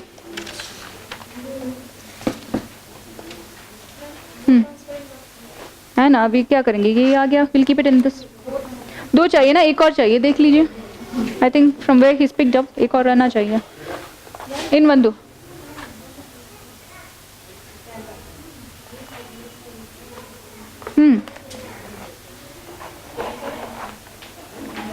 In Vandu ಬೇಕು. Bowl ಸಾಕಾಗಲ್ಲ.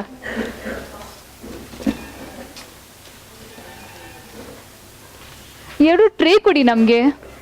Tray ಕೊಡಿ, ಒಂದು ಟೇಬಲ್ ಬೇಕು ನಮಗೆ. 2 लड़कियां बस एक टेबल उठा लो यहाँ से, जस्ट लाइब्रेरी से. Pull up a table.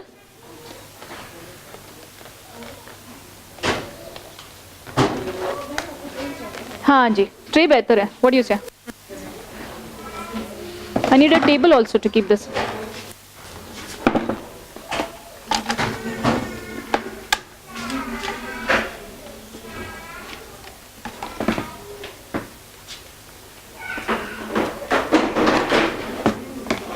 Can someone help Nishta? Nishta को कोई help कीजिए to pull the table out.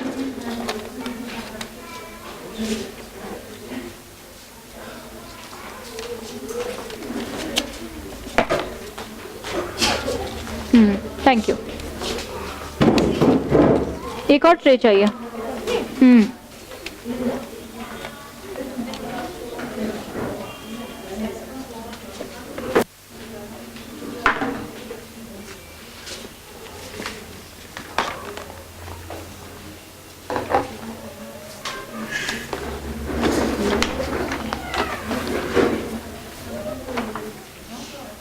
हाँ, बस काफी है.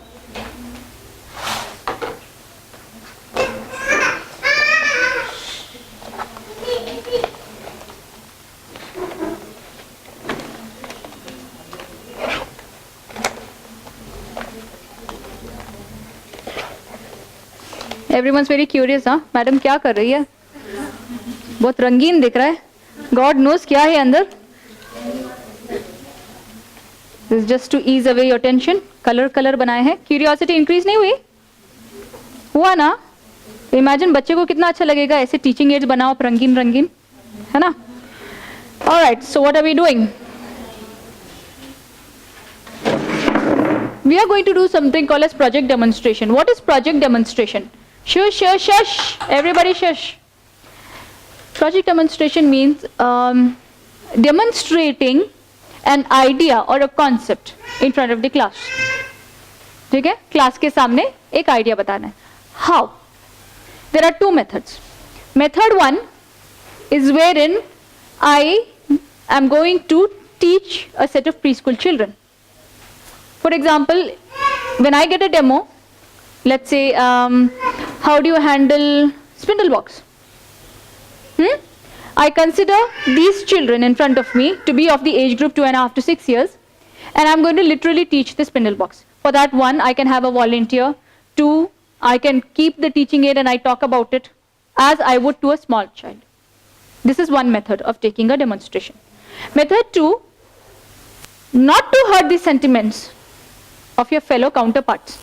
You have this method. Second method is where you are still introducing the same concept, but you are sharing the idea. Like you and me are equal. We all are trainers here. So we can do this, point number 1. We can do this, point number 2. Point number 3, we can also do this, blah, blah, blah, blah, blah. Giving ideas. Okay? So you know the two methods of giving a demonstration. If you start with one method, you stick to that method. But no feelings are supposed to be hurt here. Think about it very well. If you want one of the volunteers, you can speak beforehand itself and train them on how to use that. Fine? Okay. Now what are we doing? We are doing 4 things actually in this. First thing that we do, sure, someone's going to, and I don't know who. First thing, we are going to demonstrate. That is called as practical demonstration. Practical demonstration means practically you are standing here and demonstrating the topic whichever is provided to you. Okay? Number 2 that you do is have teaching aids along with it. While you demonstrate, for example, let's say seasons, introduction of seasons to a preschooler. When you're going to introduce seasons, let's say winter, summer, okay, you are going to have teaching aids either in 2D or a 3D form. 2D form means keeping a kg cardboard or something, a chart paper or something that you can show, and there it is illustrated.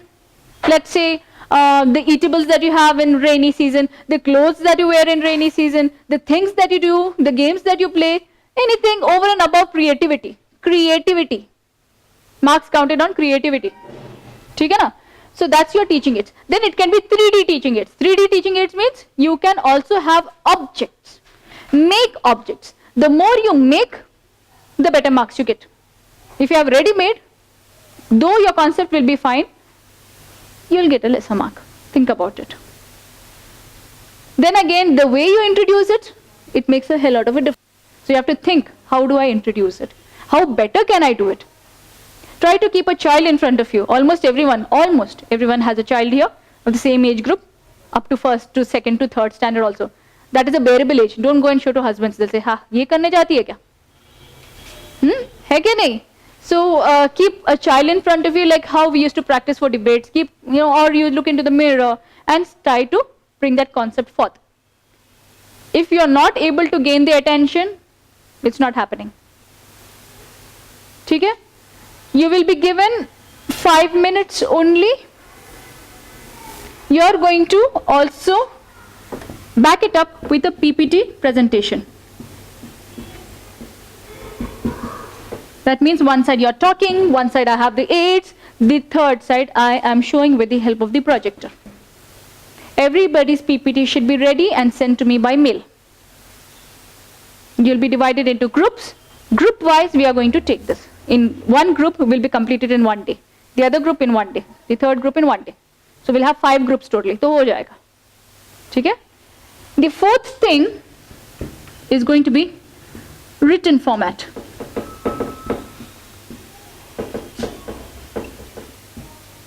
Now how is the written format? How is the written format? You are going to keep A4 size papers, A4 size paper, and you are going to type it. It will be typewritten.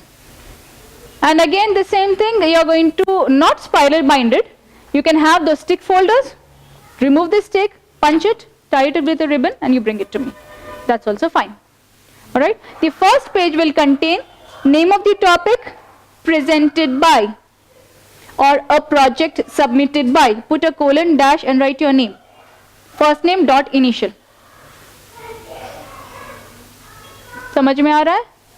Name of the topic, whatever will be given, presented by or a project submitted by. Write your name.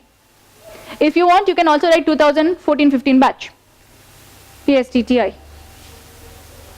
Page 2 will be the certificate. Again on the right hand side only. Yes? What certificate? Portrait certificate which I have given to you.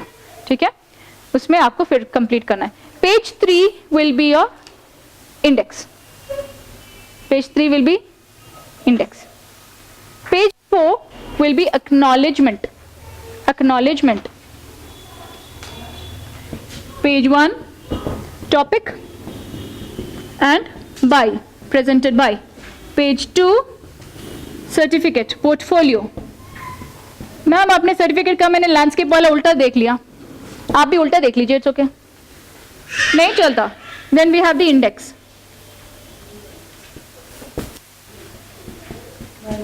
Acknowledgement. What does acknowledgement mean? Have you read novels, readers? In the initial pages, preface se pehle, the author writes a note. I thank my husband, I thank my uncle, my auntie for so and so, so and so. Alright? So initially you are going to write, I thank pstti, or you want to name the teachers here, specifically regarding pertaining to that subject, for enlightening me, for throwing us light into this, you know, a lot of acknowledgement you can give. I also acknowledge, I also thank my friends who have me, what do you say, information, support. I thank my husband. One of them wrote, I thank my husband for letting me write, allowing me. Okay. Then there was this one child who wrote, I thank my child for understanding and ideas on how I could make this project better.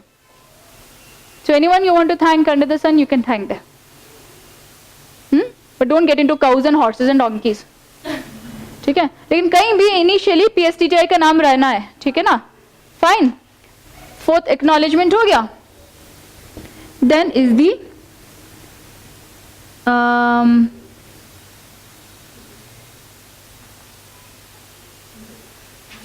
Introduction, है ना.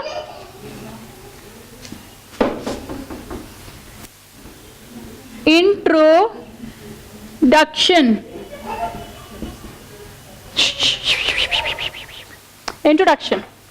Introduction will contain the complete gist of what you're going to do. जो topic है introduce करोगे ना. Why Shilpi so angry? ये सोच रही madam कौन सी लैंग्वेज बोल रही. Okay, anyway, introduction will be introducing the subject that you're going to talk about. 1 page enough.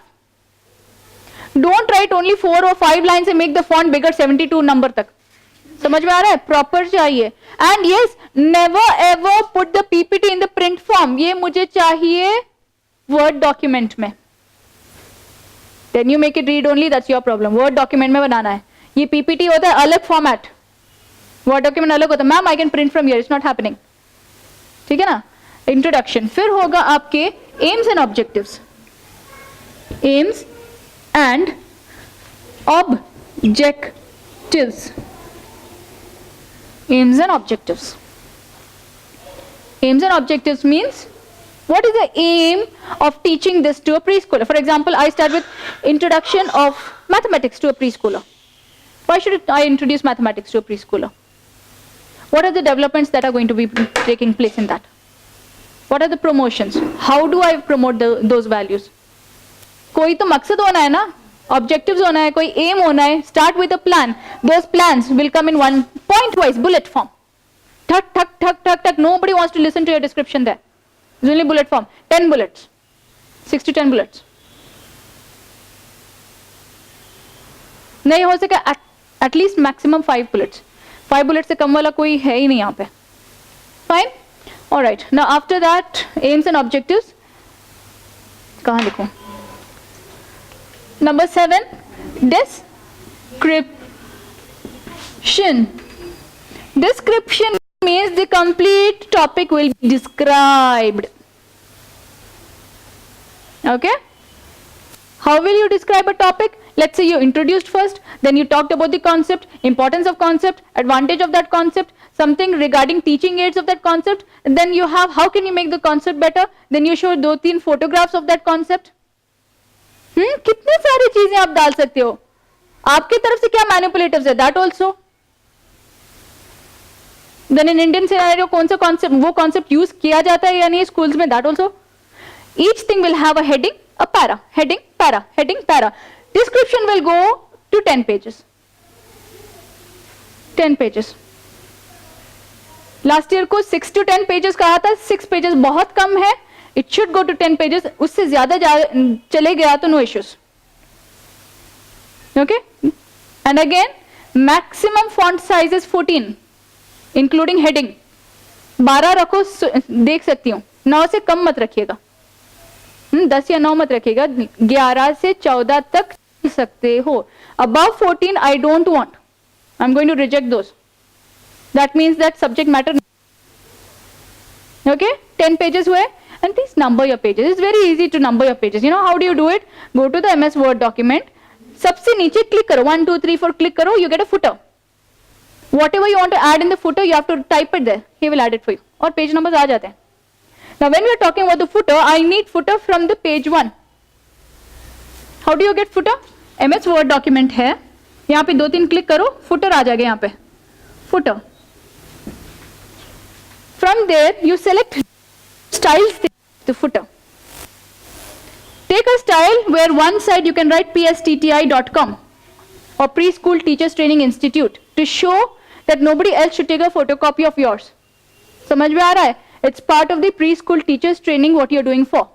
चाहे वो एक इस तरफ हो and this तरफ page number. Either ways, this way or that way. One side will be page number, the other side will be the name of the institution where you're doing a project. We'll have to validate that, no, later on. Thappa dalna hai na. That's why. Anybody doesn't know, my next class is going to be of computers. I'm going to teach again. कैसे करना है? Till then you get your ideas. तो हम लोग concept कर लेंगे. ठीक है ना? तो हो गया हमारा description 10 pages का. Then is going to be suggestion.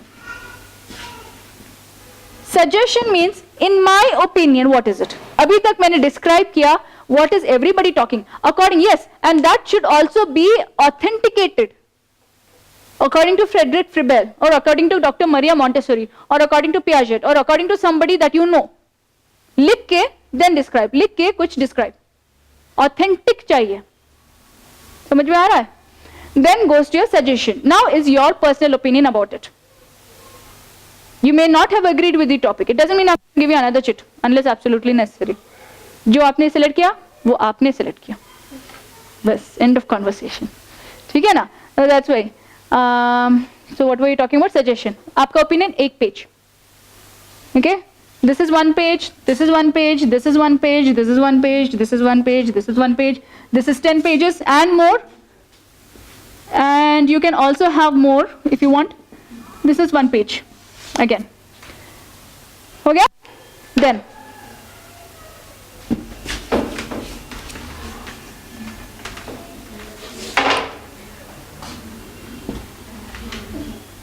conclusion. In the end, I conclude the complete gist of whatever you wrote. या समझ रहे हो? इतने खुश क्यों हो? हाँ, मेरे बच्चे खुश बहुत हैं. Again, this is 1 page. Yeah, if this goes more than 1 page, no issues. चलेगा.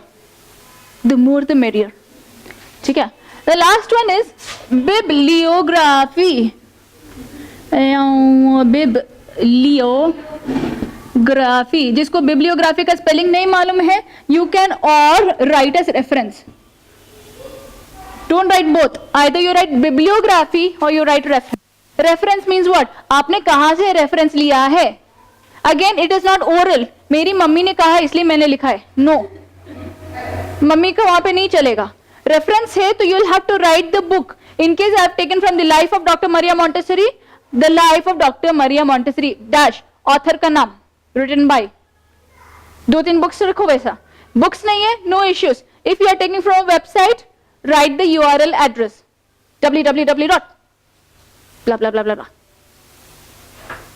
Because if we feel something in the description which is not feasible, which is not logical, we will always go back to कहाँ से निकाला इस लड़की ने. समझ में आ रहा है? And whatever you are making here, do it deliberately, do it with utmost care, because the external examiner is going to see that. I'm not going to check that. I'll only check कि आपने सही किया या नहीं, पढ़ने वाली नहीं हो आपके लिए, you'll have to do it yourself. And directly they'll see, they'll put the remarks. So God help you then. Sometimes they are sweet, sometimes they are not. ठीक है ना? So that about it. That's your written format. And don't attach personal notes in the end, please. Yeah, a lot of girls they do it. By the end of it, one last line. Ma'am, in case I have made any error, kindly excuse. I'm not going to excuse. It goes directly there. समझ रहे हो? हाँ, वो भी लिखते हैं, तो इसलिए पहले ही बता रही हूँ, वो एम्पल देख चुके हैं, इसलिए वो सब मत लिखिएगा एक्स्ट्रा, जो लिखना है उतना लिखिए, काफी है. If you want to come here on weekdays, you are allowed to come use the internet here, not in my cabin. यहाँ पे internet use करो, books है मेरे पास, take my permission, sit down with the books, try to learn. If I have time, call me up anytime between 11 to 2:30. If you are appointed to me, I will sit down with you and we'll discuss in detail. वरना नहीं, हर किसी के लिए बनाने वाली नहीं हो, हाँ, बाकायदा बनाना आपको है. समझ में आ रहा है? Now, how are the marks going to be allotted? Subject knowledge. The parameters of marks वो भी खुला रख रही हूँ. It's frankly in front of you. Okay? Subject knowledge देखा जाएगा. Then there will be presentation. How you present? There you will see the personality. Personality doesn't mean how you look. Personality means how you completely look. The aura that you're giving, the vibes that you're giving, the confidence that you have, the clarity of your voice that you have, all will be counted. Okay, there was this one student, there was less of this work and there was more of this work. I don't know, this way I suppose. तो जो भी है ना पहले से pin करके आ जाओ. There should nothing be hanging all around because teacher को hanging नहीं होता. And don't wear those jungly kind of earrings that we wear once in an occasion. There were these girls, 2 girls, and they came decked up as brides. Presentation है, you are the star standing on the stage, but that doesn't mean I give you opportunity to bride up. Then what you are going to wear, we would prefer you wear a sari because personally in a lot of schools sari is the option. Indian scenario mein, there are a lot of schools which are not giving the option. The girls who are not at all comfortable coming in the buses and wearing a sari and blah blah blah, you can have a salwar suit but no jeans because a little bit of westernized hai to acceptable nahi. ठीक है ना? So salwar kurta and all that is fine. And be neatly dressed. उतना ही कहूँगी. I don't want you to go through a parlor makeover and all. लेकिन बाल कंघी कर लो. And those who have difficult hair, shampoo condition कुछ तो कुछ करके आ जाओ बस. उतना तो कर लो वरना मेरे जैसे कवर कर लो, issue नहीं है. All right. And wear leggings which are wrinkle free. All right. So that's the end of it. Did you understand what I said about the written? So you're going to make 4 things. First, the practical demonstration. Topics यहाँ पे है. Then you'll be making teaching aids based on practical demonstration. You'll make PPT presentations. This will be sent to me prior to the presentation. Okay? Not one day prior, ना 1 week prior देना, क्योंकि मेरे इतने सारे बच्चे हैं. हाँ, आप भी नहीं, दूसरी branches के भी, सबके देखने. Then written format. You're going to submit on the day. ठीक है? Now that PPT presentation, though you send to me by mail, please carry a pen drive along with you. You're going to put in and put out. Yes, and please, this is a very good system of mine, very dear to my heart. So don't bring viruses along. Extra तड़का नहीं चाहिए. Complete format करके केवल वो चीज के साथ आना. Okay, business professionals जैसा. समझ में आ रहा है? And what about it? That's it. So now we are going to start. You're going to choose. Now you see here we have the blue chits. And here we have the yellow chits. For those who are watching live and wondering कि मुझे opportunity नहीं मिली, I'm going to give a set of questions to your branches and the coordinator in charge will give it to you in person.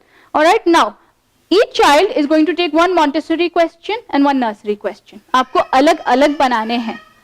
Okay. Now, since we are talking about अलग-अलग, I just remembered I'm going to tell you the case assessments and the lesson plans. What you're doing have to be given in 2 copies. One original blue ink में, the other Xerox black ink में. The original will be given back to you after examination is over, the written examination. The Xerox will be kept here in the education institution, showing that you have completed this. Because a lot of girls had issues that mine is lost or misplaced. You can always come back and collect the other one. Otherwise, we don't care. समझ में आ रहा है? So, what you're going to do, case assessments complete करने के बाद थोड़ा बता दीजिए मुझे. Show it to me. After it's okay, then you go ahead and take a Xerox of the complete thing. Okay? ठीक है. So this you are going to do 2 demos. One is your Montessori, one is your nursery. Ready? So each girl she'll come here and she's going to pick up 2 chits and I'm going to write down what she's selected. Seal your fate, girls. Come on, take the. What one? No fish markets here.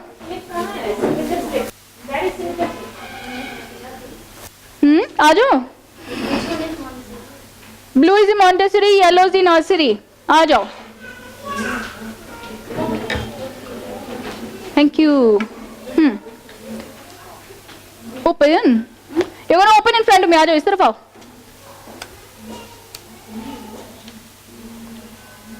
Read.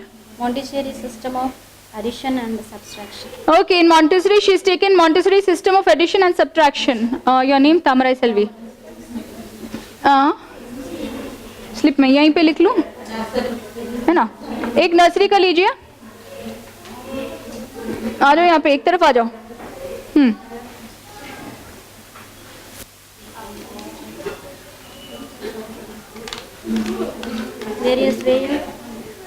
Various ways of nurturing creativity in a preschool child.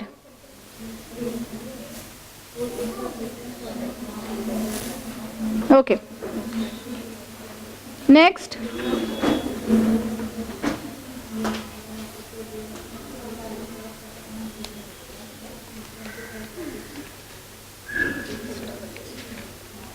EPL activity with regards to the chair. EPL activity with regard to a chair. Okay. Your name? Nitya. Nitya.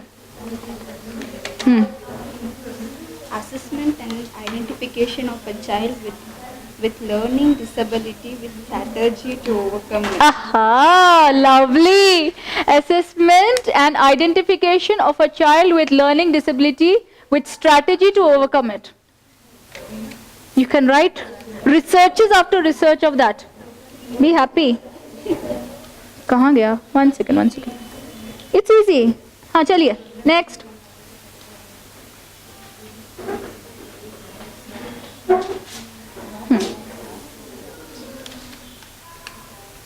Montessori system of division. Montessori system of division. Lovely.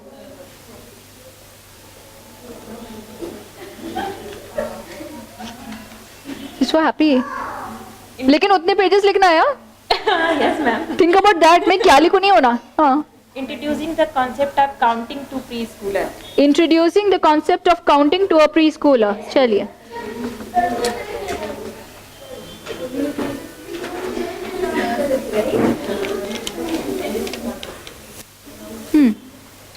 EPL activities with regard to a dustpan and brush. EPL activities with regard to a dustpan and brush. वाह. Introducing the concept of multiplication to a preschooler. Introducing the concept of multiplication to a preschooler. All right, next.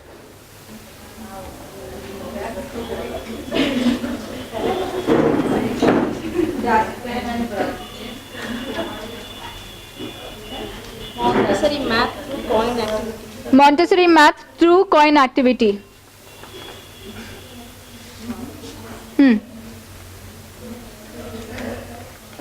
Technique of handling a child with emotional outburst. Technique of handling a child with emotional outburst. Okay.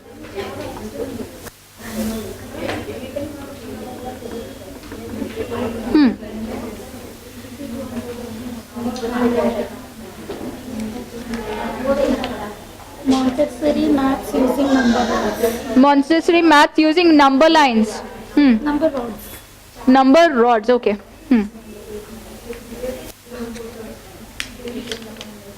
Method of teaching spelling techniques for a learning disabled child. Method of teaching spelling techniques to a learning disabled child. Listen to what the concepts are. चलिए.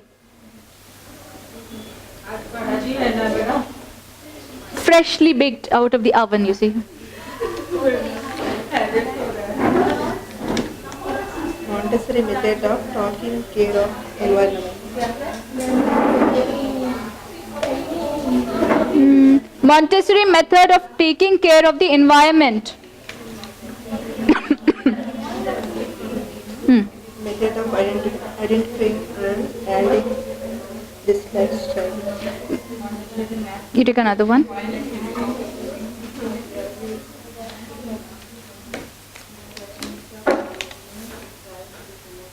Importance and ways to introduce physical education Importance and ways to introduce physical education in a preschooler. Next.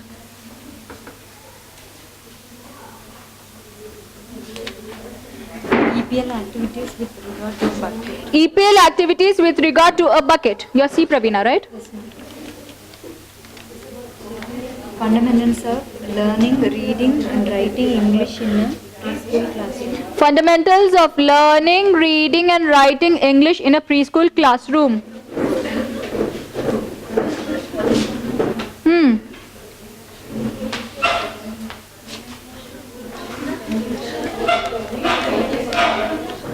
EPL activity with regard to is EPL activity with regard to a chowki.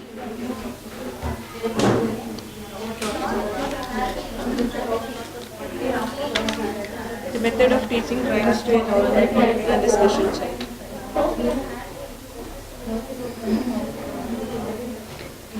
Method of teaching rhymes to a normal and a special child.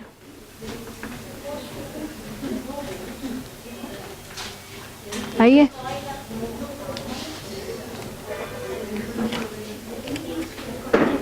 Names of groups of tens whether Montessori manipulative.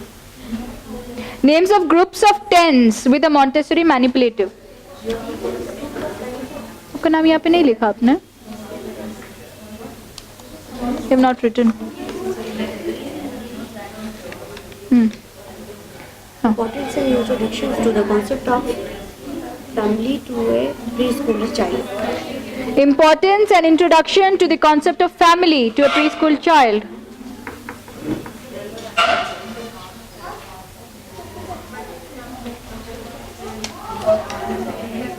Introduction of language using Montessori method. Introduction of language using Montessori method.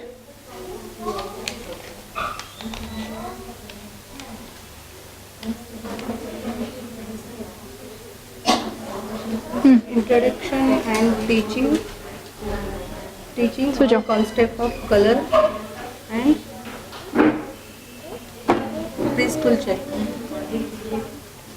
कोई बात, बैठ जाओ, mummy क्या? Concept of color.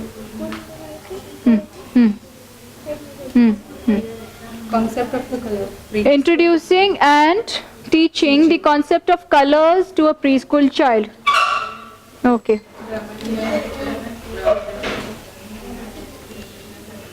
आ जाओ.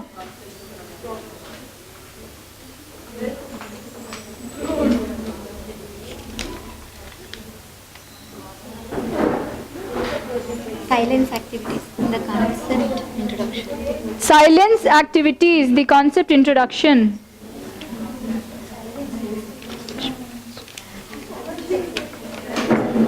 Did you sign here? Yeah. Importance and highlights of creative teaching aids for a preschooler. Importance and highlights of creative teaching aids for a preschooler. Okay. Welcome.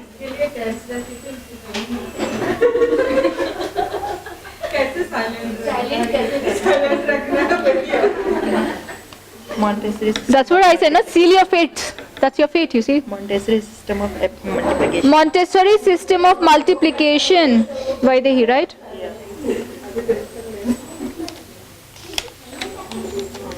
And introducing and teaching the concept of seasons to preschool child. Introducing and teaching the concept of seasons to a preschool child. बोलना है कि आइए आइए खड़ी है line में जल्दी खत्म कर जो. Come on. Take. Nursery. Okay. Method of identifying and handling a. दूसरा लो. दूसरा लो. Take another one. Introducing the concept of consent. Introducing the concept of ones and tens to a preschooler. That's it. No, not that. You don't take Montessori.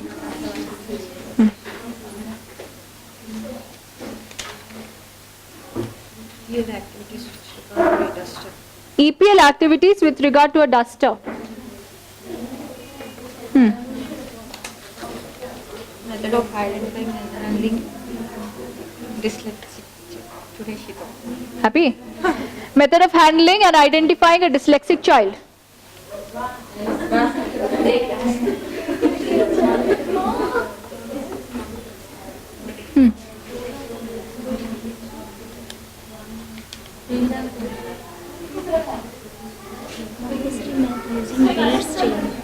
Montessori math technique using bead chain.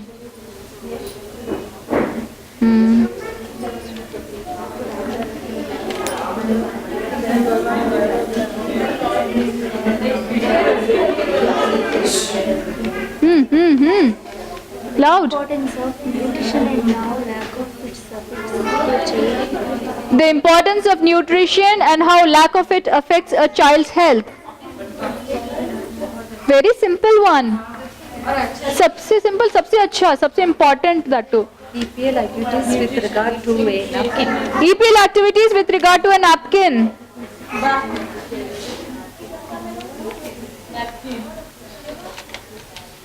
Advantage and disadvantages of Indian preschool education system. So simple, yeah. Advantage and disadvantage of Indian education preschool system.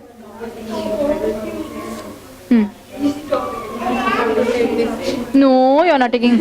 Everybody's taken?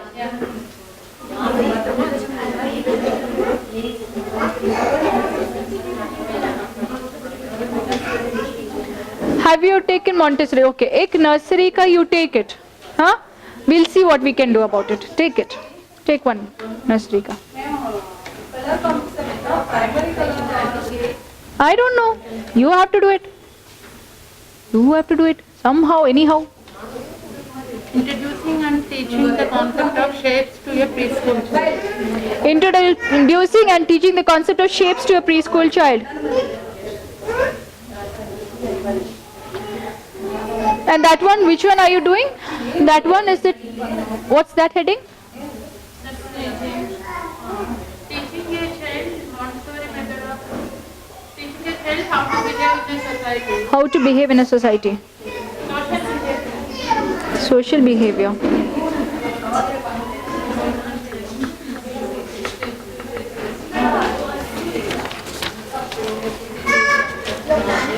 Aruna, please come. Help yourself.